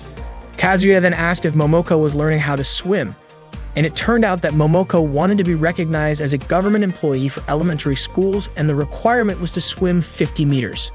That was why Aki was teaching her. In other words, they were helping each other since Momoko also helped Aki with lessons, which meant she was also easing Aki's burdens. Momoko explained that Aki had left the swimming club to fulfill her duties as student council president. That afternoon, it started raining heavily and Kazuya rushed into the school building. He hoped his camera wouldn't get damaged by the rain. At the same time, Aki was also caught in the rain at school. Aki hoped the rain would stop soon. Kazuya watched Aki's wet body, drenched by the rain, and suddenly he took a picture of her. Aki asked why Kazuya had taken her photo, and she realized she couldn't let her guard down. But once again, Kazuya used his threat to get her to cooperate by mentioning the time Aki had been late for school. Aki got annoyed and told Kazuya that if he really wanted to take her photo, it was fine. Kazuya then told her to strike a pose. Aki was surprised by this request and worried someone might see her posing there, but she had no other choice and followed his instructions. Aki quickly posed while Kazuya directed her through different poses, like spreading her legs, lying down, sitting, and raising her arms. After several poses, Aki started getting used to it. At that moment, Hiramaki saw them and praised Kazuya for convincing Aki to be photographed. The next day, Kazuya felt very happy because he now had plenty of material to use against Aki. As the break was almost over, Kazuya saw Aki on the school rooftop. He went over to her and reminded her that break time was almost over. Aki asked Kazuya to leave her alone and wondered why he hadn't taken her picture. Considering the student council president was skipping class on the roof, wasn't that good material for a threat? Kazuya then asked what was going on with Aki since she didn't seem like herself. Unexpectedly, Aki snapped at him, telling him to leave her alone. Kazuya then pulled Aki to follow him, taking her to the spot where she had climbed when she was late before. Kazuya said that Aki's way of skipping class wasn't fun and he suggested they escape from school together. Kazuya told Aki to climb the school wall by stepping on his back. Aki admitted she couldn't do it, so Kazuya told her that if she wanted to skip school with him, he would delete all the photos he had taken of her. Aki asked why Kazuya was willing to do that for her, and Kazuya said he didn't like seeing Aki upset, and he couldn't just leave her like that. Aki then stepped on Kazuya's back and climbed the wall. To their surprise, Takashi and Ida saw them and were confused about what Kazuya and Aki were doing. It turned out that Yuko was also helping Aki skip school. Takashi and Ida quickly followed them. Kazuya and Aki ended up at the game center, and Aki couldn't believe that as the student council president, she was skipping school and hanging out at game center. Kazuya told her that they should have fun since they were already there. He then took a picture of Aki and told her to strike an interesting pose. Aki asked Kazuya if he remembered saying that he would hand over the photos and delete them when he was running late that one time. Kazuya told her to just trust him. Aki agreed, posed with a peace sign, and then they went on to play the claw machine game and a driving game. Of course, Kazuya didn't miss the chance to snap photos of the moment. Little did they know, Takashi and Ita were actually following them around. After spending a good amount of time at the arcade, Kazuya and Aki got creeps together. Kazuya said it felt awesome to be eating creeps while everyone else was stuck in class studying. Aki then brought up something he had said earlier, that she seemed different than usual, and asked what he meant by that. According to Kazuya, Aki was the rule-following student council president and one of the most talented students at Kuru High School. Aki laughed at that talented student comment. She said her grades weren't actually that great before, and honestly, she was more into swimming than studying. Kazuya asked how she ended up becoming who she was now. Aki explained that she wanted to follow in her father's footsteps and become a doctor, so she started studying really hard and took a ton of extra classes. Even on Saturday nights, she stayed out late at tutoring. When she finally graduated, she ranked #1, which made her really happy. She said it felt like she was just pretending to be smart the whole time. But Kazuya insisted that her grades were actually impressive. Aki laughed again and said he would probably been shocked if he saw her exam scores from the other day. But Kazuya told her it was nothing out of the ordinary. Aki admitted she was exhausted. She had even quit swimming just to focus on studying, and that was all she could do. She said she couldn't bring herself to give up on being the student council president or becoming a doctor, but deep down she knew she couldn't do everything. Out of nowhere, a middle-aged woman came up to Aki and recognized her. She remembered that Aki had once saved someone's life. The woman shared that the incident happened about a month ago on a Monday morning. An old man had collapsed in the street, and while everyone else was panicking, not knowing what to do, Aki stepped in and rushed him to her family's hospital. She even stayed by his side. According to the woman, if it hadn't been for Aki, the man might not have made it. That was when Kazuya realized that was the same day Aki had been late to school. The woman thanked Aki sincerely and said she was proud of her for being such a kind girl. But unexpectedly, Aki said she wasn't as good as people thought she was. The woman was a bit surprised to hear that, but she explained that all she really wanted was to express her gratitude. Then she quietly left. Turns out, Takashi and Ita were still following them. Just as Ida was about to walk up to the two, Hiromiki suddenly grabbed his arm and stopped him. Hiromiki told Ida to let Kazuya handle it, saying that interfering would only make things worse, and that showing who Aki really was should be Kazuya's job. After that, Kazuya and Aki continued their day by going for a walk. They ended up at a movie theater and watched a film together. Time flew by, and before they knew it, the sun was already starting to set. Aki thanked Kazuya for inviting her out. She said she was feeling a lot better now. Kazuya admitted that he had a lot of fun skipping school with her too. Aki smiled and said this would be her first and last time skipping school. It was a once-in-a-lifetime opportunity, and she knew it. Then she told Kazuya that he didn't need to delete the photos after all. She said she was ready to face reality. She loved swimming, she wanted to be a doctor, and yes, she was the one who showed up late to school. All of that was part of who she really was. She said she realized it while having fun with Kazuya, so she asked him to keep the photos. After that, Aki said goodbye and left for home. That was when Kazuya realized something.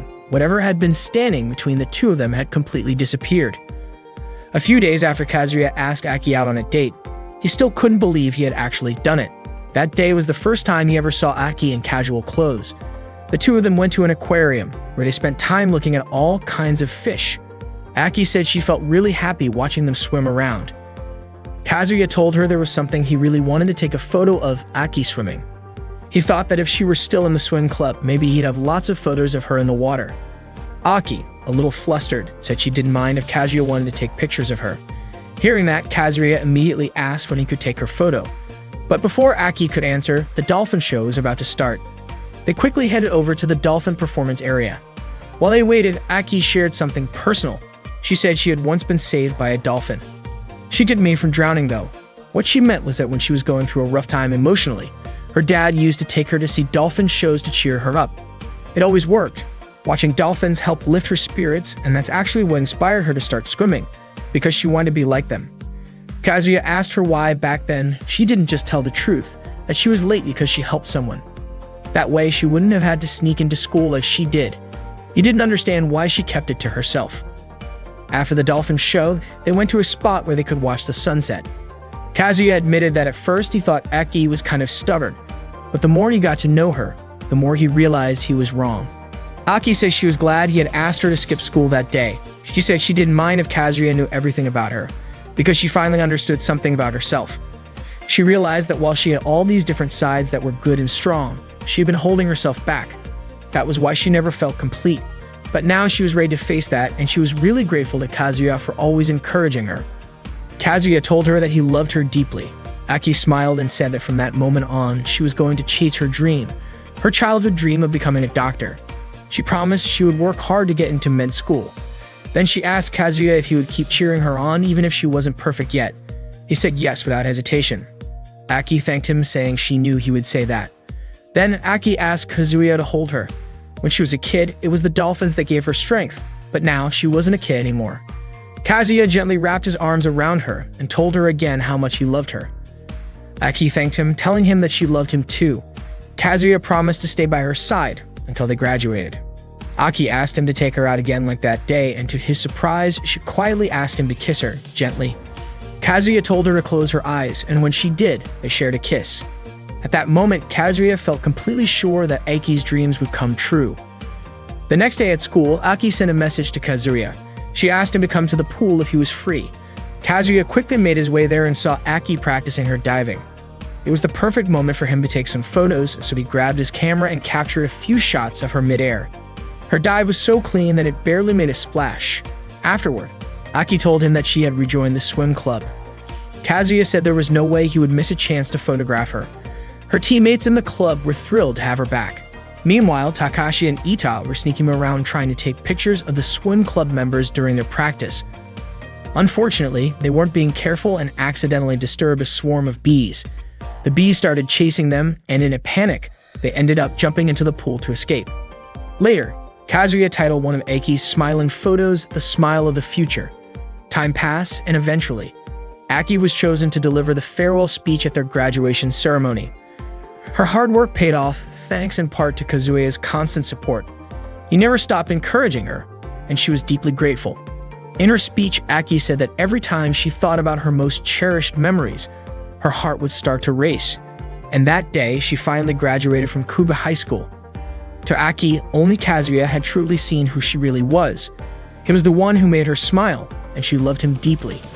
Aki expressed her hope that Kazuya would graduate soon and follow her path. That morning, Nanoka called Kazuya to wake him up and told him to get moving for their morning practice. Kazuya had promised to help her that day. At 16 years old, Kazuya was a second-year student at Kog High School.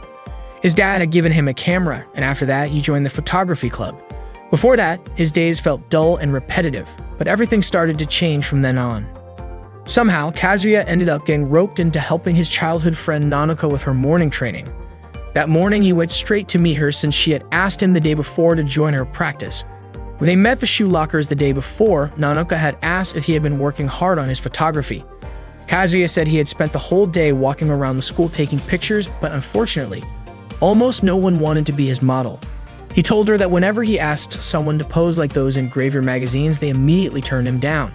Nanoka said she was willing to model for him as long as he promised not to show the photos to anyone. In return, she wanted Kazuya to be her training partner.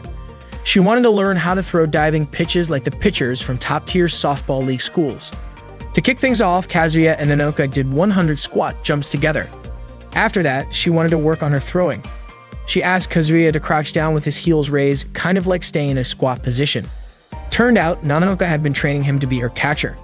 Kazuya started to feel like he was just a test subject in her overly complicated plan, but Nanoka told him not to sweat the small stuff. Then she threw the ball straight at him. Kazuya's body felt sore ever since he started joining Nanoka's practice. Later that day, he went to a bookstore, thinking he needed to improve his photography skills since Nanoka had agreed to model for him. While flipping through a photography book, Nanoka suddenly came up behind him and covered his eyes. She asked what he was doing there. Kazuya said he was studying to get better at photography since she was going to be his model. Nanoka commented that he was taking it seriously. Kazuya told her that he was just as serious about photography as she was about her diving pitches. A few days later, something meaningful happened, something that seemed to tie Kazuya and Nanoka's fates together. It all started when Nanoka was running up the stairs. In a rush, she took a sharp leap around the corner, and there was Kazuya right in front of her. They collided, and there was no way to avoid it. They accidentally kissed. Right after, they asked each other if they were okay. Nanoka apologized for not watching where she was going, and Kazuya reminded her to be more careful next time. Nanoka said her teeth were sore, that it hit them they had just kissed by accident. Nanoka admitted that she was kind of happy it happened with Kazuya. She said she would have felt really awful if it had been someone she disliked instead. There was another moment that connected their paths even more. It happened when Haruka sewed up Nanoka's gym bag, which had been torn a few days earlier. Once it was fixed, the bag looked good as new.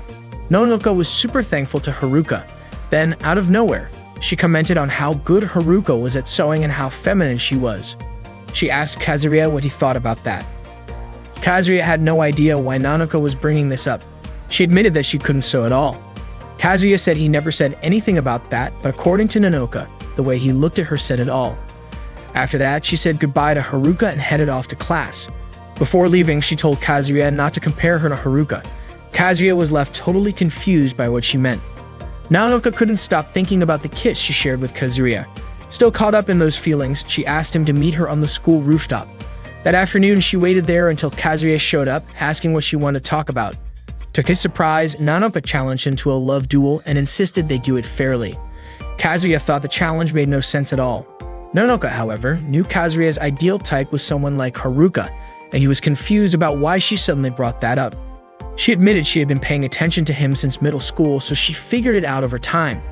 Kazuya explained that most guys are usually drawn to what makes a girl interesting, and that applies to everyone. Nanoka then asked if that meant she had no chance at all, which only made Kazuya more confused. She understood that he could be kind of dense, so she decided to just be direct. She confessed that she had loved him since middle school. She always enjoyed spending time with him, and deep down, she wished he was the person she could talk to about anything. But she also knew he belonged to Haruka now. For Nanoka, that kiss had been her first, and it was with someone she truly loved, so giving up would have been heartbreaking. She pleaded for the chance to become the girl Kazuya could fall in love with. She wanted him to tell her what she was lacking. That was her idea of a duel, just between the two of them. Nanoka realized how strange it all sounded, but Kazuya didn't think it was strange. Maybe it was just the first time a girl had confessed her feelings to him, so he didn't really know how to respond. He asked if she really saw him as someone good enough, and Nanoka asked him to accept her love challenge. Eventually, Kazuya agreed. That made Nanoka genuinely happy, and she felt confident that she could win this challenge. During the summer, Kazuya started accompanying Nanoka on her early morning training sessions, not just to return the favor because she had modeled for him, but because she had become an important part of his life. After a workout one day while they were taking a break, Kazuya commented on how pale Nanoka's skin was for an athlete. In response, she pulled the waistband of her athletic shorts to show the even paler skin underneath. Kazuya was clearly shocked, and Nanoka didn't understand why. After all, he would have seen the same thing when she wore her performance shorts. But Kazuya pointed out that she wasn't wearing those shorts right now and asked if she wasn't embarrassed showing him like that. He told her that maybe she should try being a little more modest. Nanoka didn't expect him to say something like that and admitted she had lost a point. Later, as they were about to eat together, Kazuya asked if she was really going to finish all that food in front of her. Nanoka said yes, it all looked delicious. Kazuya joked that any guy would be stunned to see a girl eat that much, and Nanoka conceded again, saying she lost another round. Not giving up, Nanoka asked for a rematch. She said she would win a point back with her sexy pose. Kazuya then suggested they head to the beach. Once they got there, Nanoka started posing immediately while Kazuya took pictures. After a bit, she changed into a bikini, the one she had just bought, and wanted to know what Kazuya thought. He told her the bikini looked great on her and then started snapping more photos. Nanoka struck a variety of poses. eating, jumping, smashing a watermelon, playing in the water, and even lying down in the sand. Kazuya was really grateful to Nonoka because thanks to her, he managed to get some amazing shots. Hearing that made Nonoka happy, but she felt like she should have done something bolder, like trying out a more daring pose or using hand brush styling. Out of nowhere, two unfamiliar guys showed up, saying they wanted to join the risk a photo shoot with Nonoka. As they started walking closer to Kazuya and Nonoka, she looked scared. Kazuya realized he needed to protect her. After all, she had done her best for him. Without hesitation, he stepped up onto a bench and kicked at the two intruders, managing to knock them back. He quickly told Nonoka to run. The two creeps tried to chase after them, but a well-built man suddenly stepped in and stopped them in their tracks. Kazuya and Nonoka ran off together until they were both out of breath. Catching her breath, Nonoka apologized. She said she probably shouldn't have brought up that kind of bold posing in the first place. Kazuya was a bit confused. He wondered what kind of graver magazines Nonoka had been reading. He reassured her that he never intended to take photos like that. From his perspective, she looked amazing and natural in all the photos they had taken that day, and that alone made it great. Nonoka called Kazuya kind for thinking about her feelings. Still, she felt a bit unsatisfied if she didn't at least try something daring. So with a cheeky grin, she slid her hands into her top and posed like she was doing the Hambra style, clearly trying to tease. Kazuya, of course, was totally caught off guard by that move. As the second semester kicked off, Kazuya was convinced Nonoka only needed one more push to master her signature curve throw. One day, Kazuya was cleaning the club room on his own. By accident, he knocked over a box filled with Yuko's things. As he picked them up, he found a costume that reminded him of what Alice, the cosplayer he once photographed, had worn. Almost every day, Kazuya would take pictures of Nonoka. One afternoon, she was by the river, throwing stones into the water. Suddenly, Kazuya showed up and called her a pro. He asked if she planned to hang around there for a while. Nonoka smiled when she realized he had been watching. She said she felt like taking it easy that day. Kazuya noticed she looked uneasy and asked why. Then he asked when their next practice session would be since he was really looking forward to it. He wanted to see her finally nail that curve throw. But Nonoka started acting a bit strange. She said she didn't actually want to master the throw. Kazuya was puzzled and asked her why. She explained that she had wanted to master it both for herself and for the team, but if she did, it would mean the end of their training sessions together. And if that ended, then she wouldn't be able to spend time with Kazuya anymore. Kazuya admitted that he had a great time that summer, both with the training and the whirlwind of emotions he hadn't really understood at first. Nonoka smiled and said she had a great time too. Kazuya told her he had taken a ton of photos, so every moment was captured. To him, they had created some of the best memories. He said he didn't totally understand it, but he believed that just because she mastered the throw, it didn't mean those memories would fade or that they'd have to start over. He suggested they do something else together next. Right then, Kazuya asked if he could take a photo of Nonoka while she was in the middle of the throw.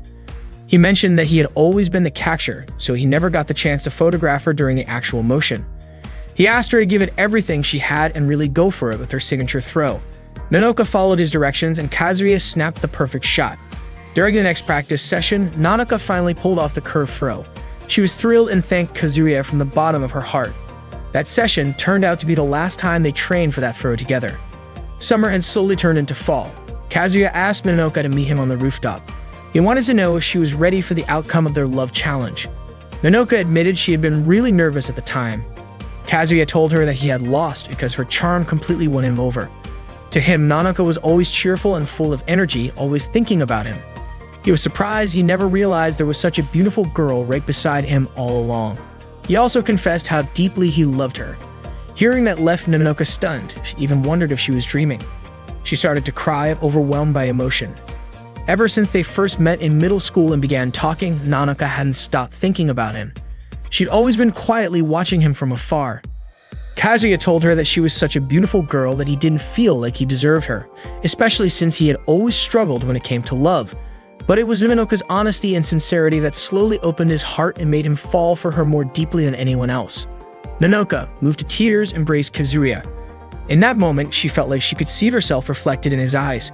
Then the two of them shared a kiss. After that, Nonoka felt like she was living in a dream. Her feelings had reached him and she was so happy that Kazuya had fallen in love with her. Even though their hobbies were different, they both gave their all in everything they did. Nonoka was truly grateful to Kazuya for giving her strength. She felt incredibly thankful, and she loved him deeply. That day, Mae came to Kazuya's class to see him. Kazuya's classmates were curious. Mae was known as the angel of the rhythmic gymnastics club, so they wondered what business she had with Kazuya. He walked over to her and asked why she was looking for him. Mae said she had a favor to ask and wanted his help. She took Kazuya to the cafeteria where a katsudon was already waiting on the table. According to Mae, this wasn't just any katsudon. It was special, made with thick slices of meat and filled with crispy, delicious texture. Even though she loved fried food, she was on a diet. She admitted it had been so long since she last had katsudon that she could barely remember how it tasted. She could only recall that it was incredibly good. Mae wanted Kazuya to eat it and describe the flavor to her. Kazuya asked if that was really her request, just for him to taste the katsudon. Unfortunately, he had already eaten lunch and was feeling full. Mae then brought up the adult magazine he kept. She said she had read it, and while it was a little too bold and made her really embarrassed, some of the photos actually captured a kind of beauty, though not all of them. She warned him that if the Rhythmic Gymnastics Club found out he had that kind of magazine, they wouldn't allow him to take photos of their practices anymore. Then she asked again if he would help her. Faced with that kind of threat, Kazuya quickly gave in and ate the katsudon. When Mae asked how it tasted, Kazuya simply said it was delicious. Mae was surprised he only said that and wanted him to go into more detail. But Kazuya admitted he didn't know how to describe it. She reminded him again about the magazine, and this time Kazuya said it was really, really good, loud, and clear. Mae still wanted a better explanation and gave him another serving so he could try again. As he chewed, Kazuya described the meat as having the perfect balance between crispiness and juiciness, with the soft egg blending beautifully with the sweet and sour sauce. He said the flavor was so good, it was honestly beyond words. Mae was thrilled to hear that. She told Kazuya he was pretty cool. Without realizing it, she even drooled a little, which totally embarrassed her. She said she finally remembered how katsudon tasted, and for now, she decided to stick with her veggie sandwich. But that katsudon was just the beginning. Mae said he still needed to try the dessert she brought. Kazuya protested he was too full to eat anymore. But once again, Mae brought up the magazine. And once again, Kazuya gave in immediately. He tasted the dessert and described it as a perfect mix of rich chocolate sweetness and soft ice cream, topped with just the right amount of chocolate cream. As he spoke, Mae could practically taste it in her imagination. Later that afternoon, Kazuya was photographing Mae as she practiced her dance poses. She had gone through a few different ones already, and Kazuya managed to capture some great shots. When she asked if he had gotten any good photos, he told her he was getting the hang of it. He even showed her some of the shots he had taken. But something unexpected happened. When Kazuya held out his arm, Mae suddenly imagined it as a piece of fried chicken. Without thinking, she bit his arm. Right after, she realized what she had done and apologized, clearly embarrassed. Kazuya asked what had just happened, and Mae sheepishly explained that his arm looked like fried chicken to her. Kazuya then asked if Mae was always on a diet for her rhythmic gymnastics training. She said she was just trying to lose a little weight to prepare for an upcoming competition. The club was about to compete soon, and while she didn't fully understand the ideal body posture for the sport, she at least wanted to keep her figure in good shape. Kazuya figured that must be tough, but Mae said it wasn't a big deal. It was just dieting. Kazuya asked if it would be okay for him to cheer her on. Of course, Mae happily agreed. He told her that cheering her on was the only thing he could really do. As the competition approached, Mae kept practicing hard even into the evenings, and Kazuya often watched her during training. The day of the elimination round for the competition had finally arrived, but Mae was feeling incredibly nervous. Kazuya tried to calm her down, telling her that he was there to cheer her on. Mae thanked Kazuya and promised to do her best. When it was her turn to perform, Mae's movements were graceful and flexible, but unfortunately, she failed to catch the baton after tossing it into the air. That made her even more anxious, but her senior encouraged her to keep going. Mae tried to pick up the baton, but in her haste, she slipped. Suddenly, Kazuya shouted, telling her not to give up and urging her to get back up. He reminded her not to quit until the very end. Thanks to Kazuya's encouragement, Mae stood back up with confidence and continued her routine smoothly. Kazuya managed to capture every moment of her performance on camera. Mae finished her routine to the end and received a round of applause. She felt emotional and truly grateful to Kazuya. That night, Kazuya found Kanan running a fever. He quickly helped by putting a cold compress on her forehead and pulling her blanket up. Kanan asked for Kazuya's help. She was supposed to go swimming with Mae the next day, but couldn't make it because she was sick. She wanted Kazuya to go in her place. She said Mai had seemed down after the competition and didn't know what was bothering her exactly, but thought inviting her to swim would cheer her up. Kanan believed Mai would be really disappointed if the outing got cancelled. Kazuya admitted he wasn't sure if Mai would even want to go swimming with just him, but Kanan reassured him that Mai would actually be happier to go with him instead of her. Apparently, Kazuya had already told Mai they would go together. Kanan even said that Mai preferred spending time with him. Kazuya pointed out that Kanan didn't look very sick for someone with a fever, which made Kanan quickly lie back down and fake a cough. The next day, Kazuya and Mai went swimming at the pool. Mai struck a variety of poses, from sitting on the poolside to lying down and sitting again. Unexpectedly, Takashi and Ida showed up, clearly following them. This surprised both Kazuya and Mai. Kazuya asked what they were doing there, and Ida claimed they were just out looking for good photo opportunities. Takashi joked that Kazuya was hiding the rhythmic gymnastics angel all to himself. Kazuya warned them not to take any weird photos of Mai or he wouldn't forgive them. Ita then asked what they were supposed to do with all their youthful energy, and Takashi demanded that Kazuya return his magazine. Kazuya said he would give it back soon.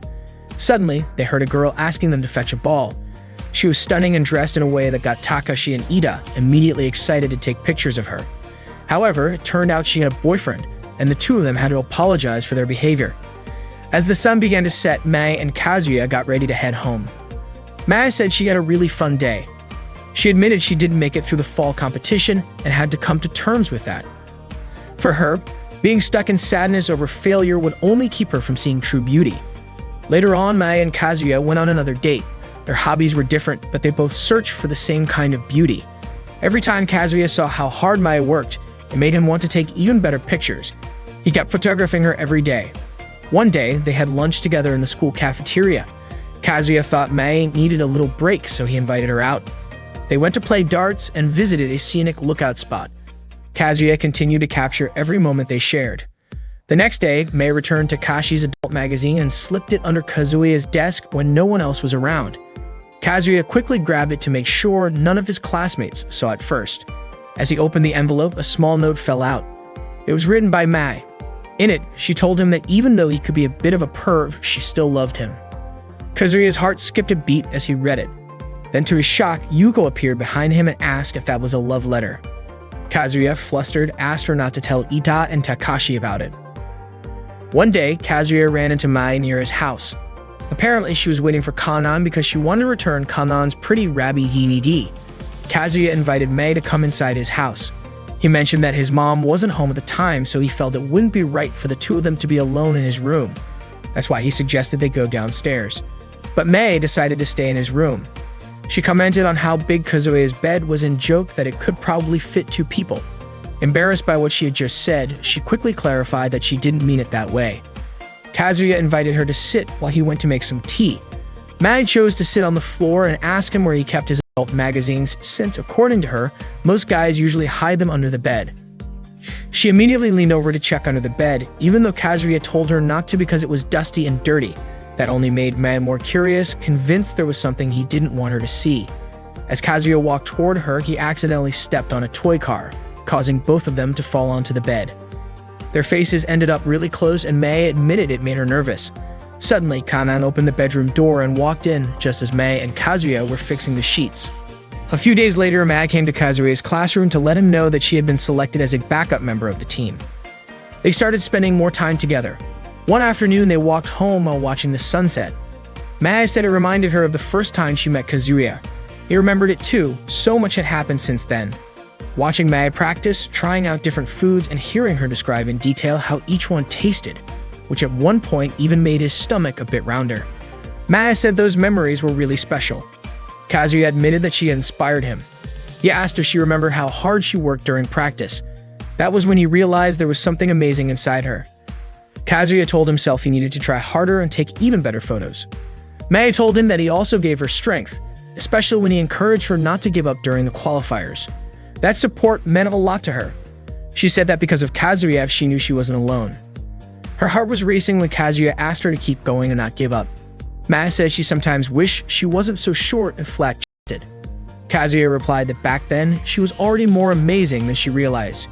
He said they could start figuring out what beauty meant to them without forcing anything. Mai said she wanted to work harder without pushing herself too far, and wanted to find her own version of beauty. She asked if Kazuya would stay by her side and keep encouraging her. Of course, he said yes. She thanked him warmly. That's when Kazuya told her he had fallen in love with her. He said she was determined, adorable, and sincere. Mai asked him to hug her and confessed that she had loved him for a long time. Kazuya held her in his arms and suggested they continue exploring what beauty meant to them together. Mai noticed that because of her short height, the only part of Kazuya she could really lean against was his chest. He told her not to overthink it and encouraged her to keep trying a little more. He asked her to close her eyes, and then they kissed. After that, they started dating. They went ice skating together. Mai skated gracefully while Kazuya was still trying to get the hang of it. When he lost his balance, Mai quickly caught him, but because he was heavier, they both ended up falling.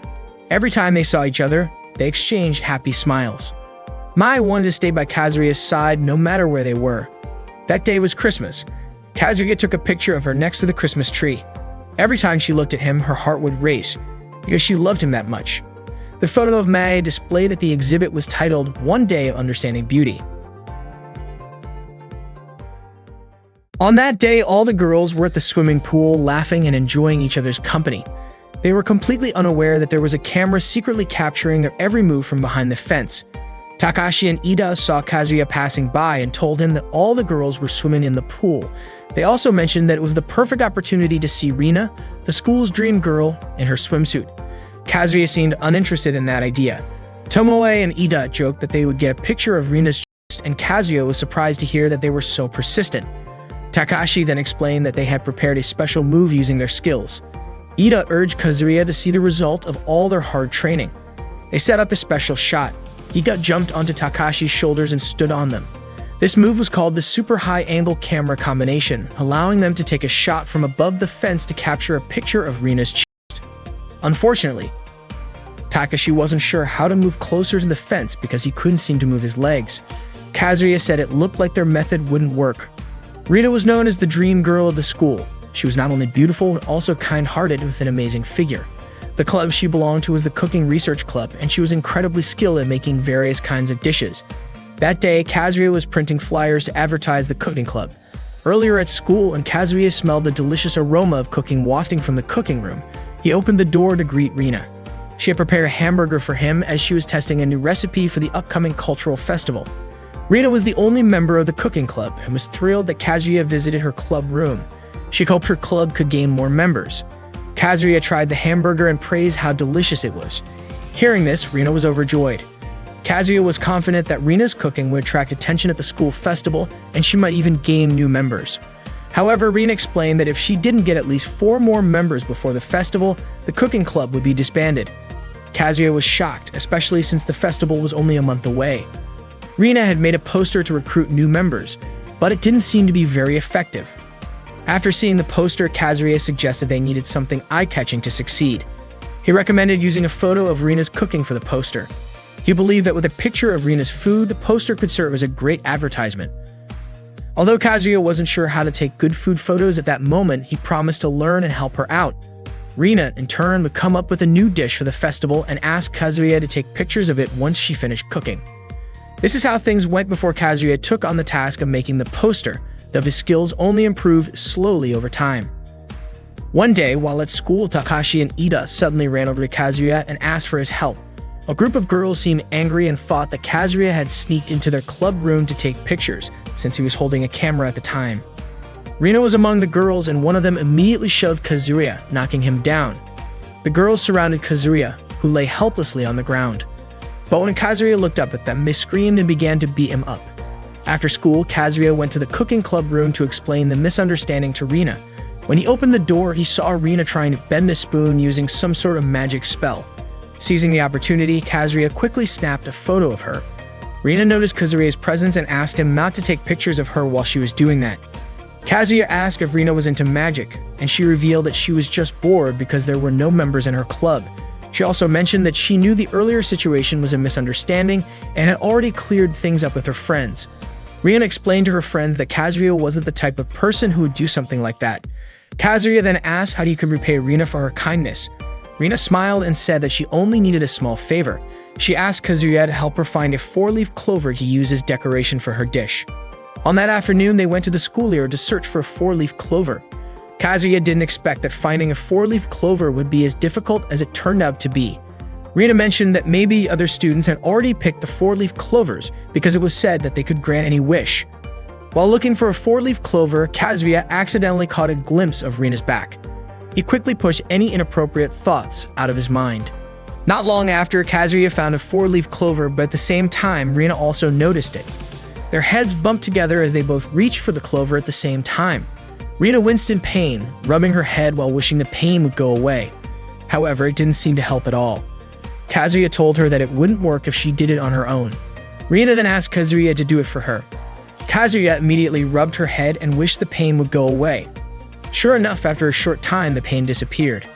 They then walked together, unaware that Yuko had been following them. It turned out that Rina noticed Yuko spying, so she invited her to cook together. Kazuya, curious, asked who Rina was talking to. Rina said she was talking to a girl behind the tree. Kazuya then realized that Yuko was there and asked when she had arrived. Yuko explained that her hiding spot wasn't working. Rina asked if Kazuya knew who Yuko was. Kazuya replied that Yuko was a first-year student and a member of the photography club. Rina then called out to her and invited her to cook together.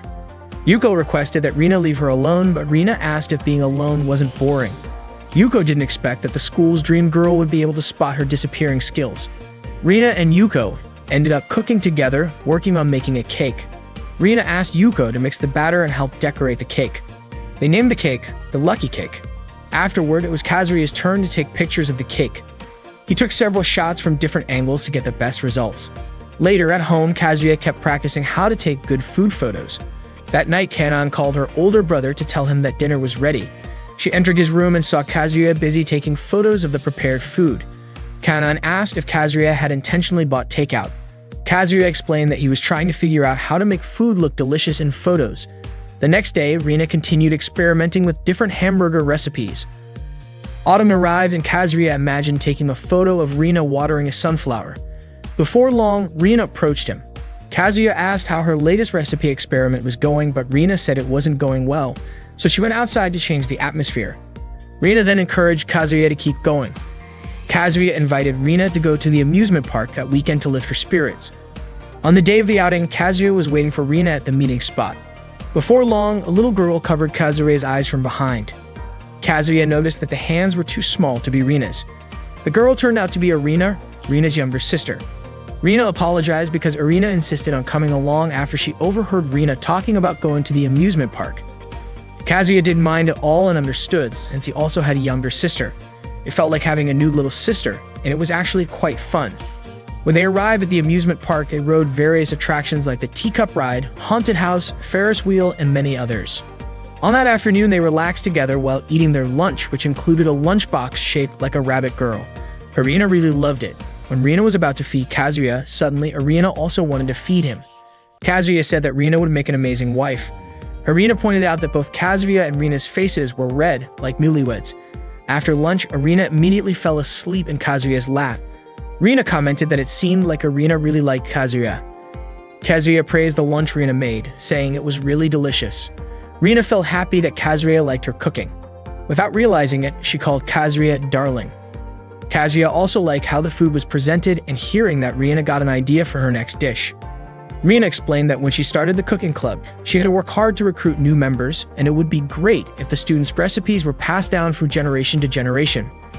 Rina admitted that, to be honest, she wouldn't mind being the only member of the club, and she thought that if the club were to be disbanded that year, she would just accept it. However, spending time with Kazuya and experimenting with what kind of food people enjoy made her think differently. Rina said that she wanted the cooking club to stay alive, and she wanted others to experience the joy of cooking. Kazuya supported her decision. The next day, Kazuya took some photos while Rina was cooking. He captured the dish from different angles.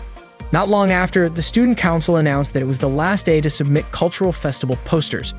The student council urged all clubs that hadn't submitted their posters yet to do so as soon as possible.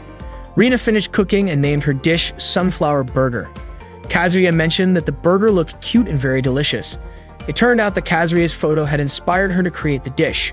Kazuya quickly took a picture of the burger and submitted the poster right on time. Rina mentioned that they hadn't achieved their goal yet, which was to get at least 4 new members to join the cooking club to prevent it from being disbanded. The next day, the festival arrived. Kazuya asked Rina to meet him on the school grounds after the festival because he had something he wanted to tell her. As the representative of the cooking club, Rina created a magic cafe, and the waiters wore costumes and bunny headbands. Kanan and Nanoka also helped out at the cafe because they knew it would be difficult for Rina to manage everything on her own. Soon after, a cosplayer dressed as Alice arrived at the cafe. The male students were curious about why Alice had come to the school's magic cafe. Alice winked at the group of boys, causing their faces to turn red. She approached Rina and told her that she had come to help. Rina realized that Alice was actually Yuko, but Yuko asked her to keep it a secret. Alice's presence at the magic cafe made it much more popular among visitors.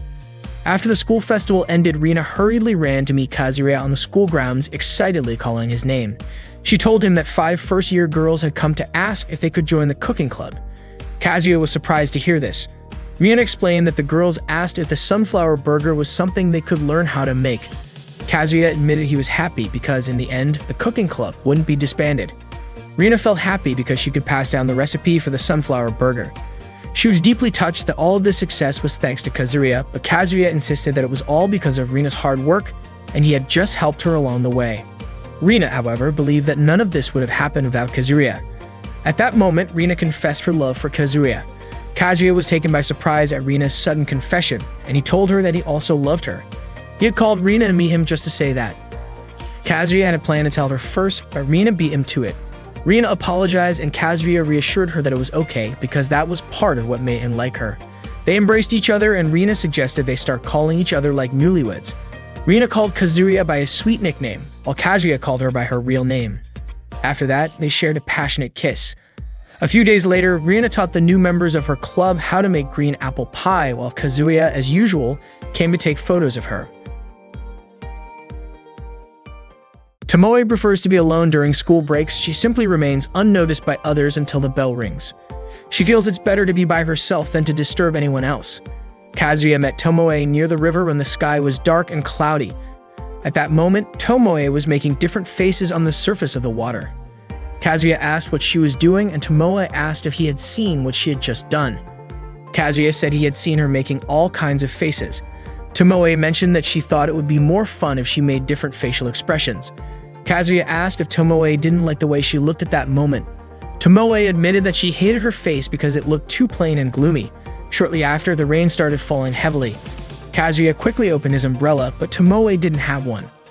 Kazuya immediately offered to share his umbrella with her, but Tomoe refused.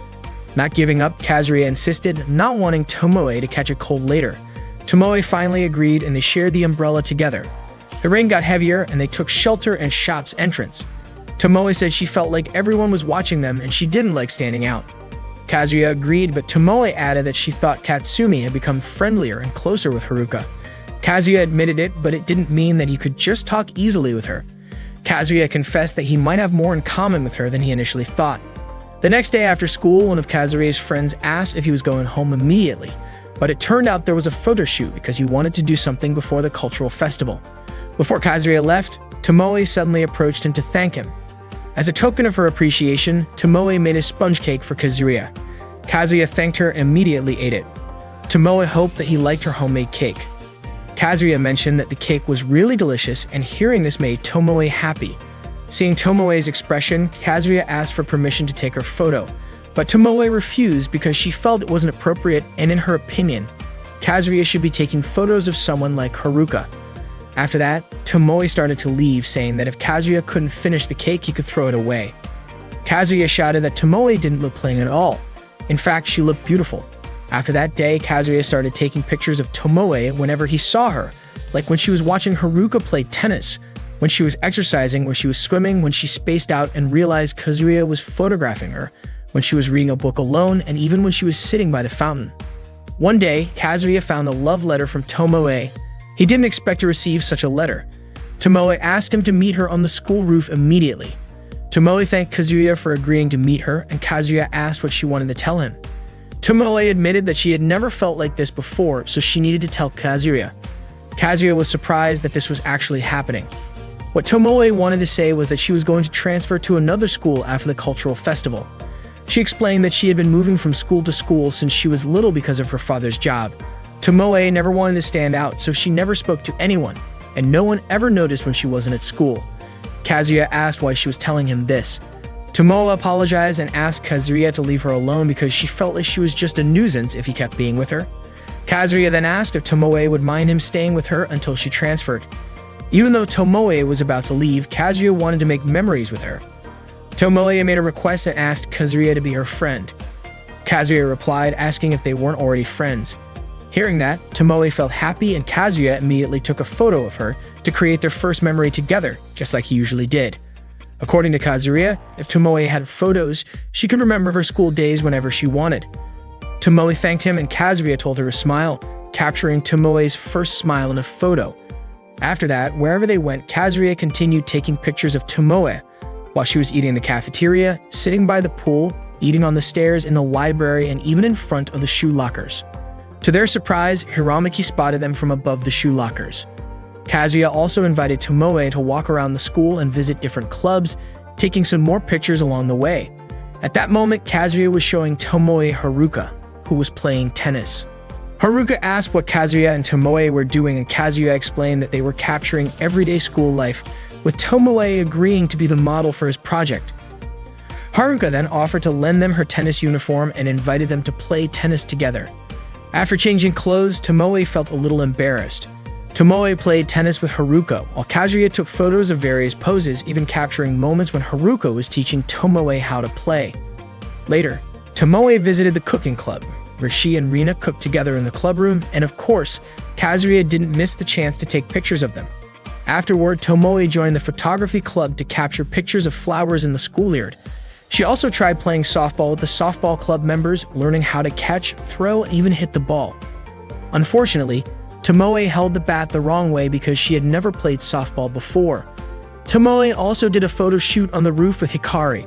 Unexpectedly, Eki scolded Kazuya for taking photos without permission, and during that moment, Tomoe took a picture of Kazuya. Tomoe then visited the rhythmic gymnastics club and wore a gymnastics costume. She felt that the outfit didn't suit her. After school, they walked together, and Kazuya mentioned that he wanted to make an album using the photos he had taken. Tomoe thanked him, saying that thanks to Haruka, she had met so many people, but she didn't feel she could ever compare to Haruka. Kazuya then suggested they take some photos outside of school and create memories together.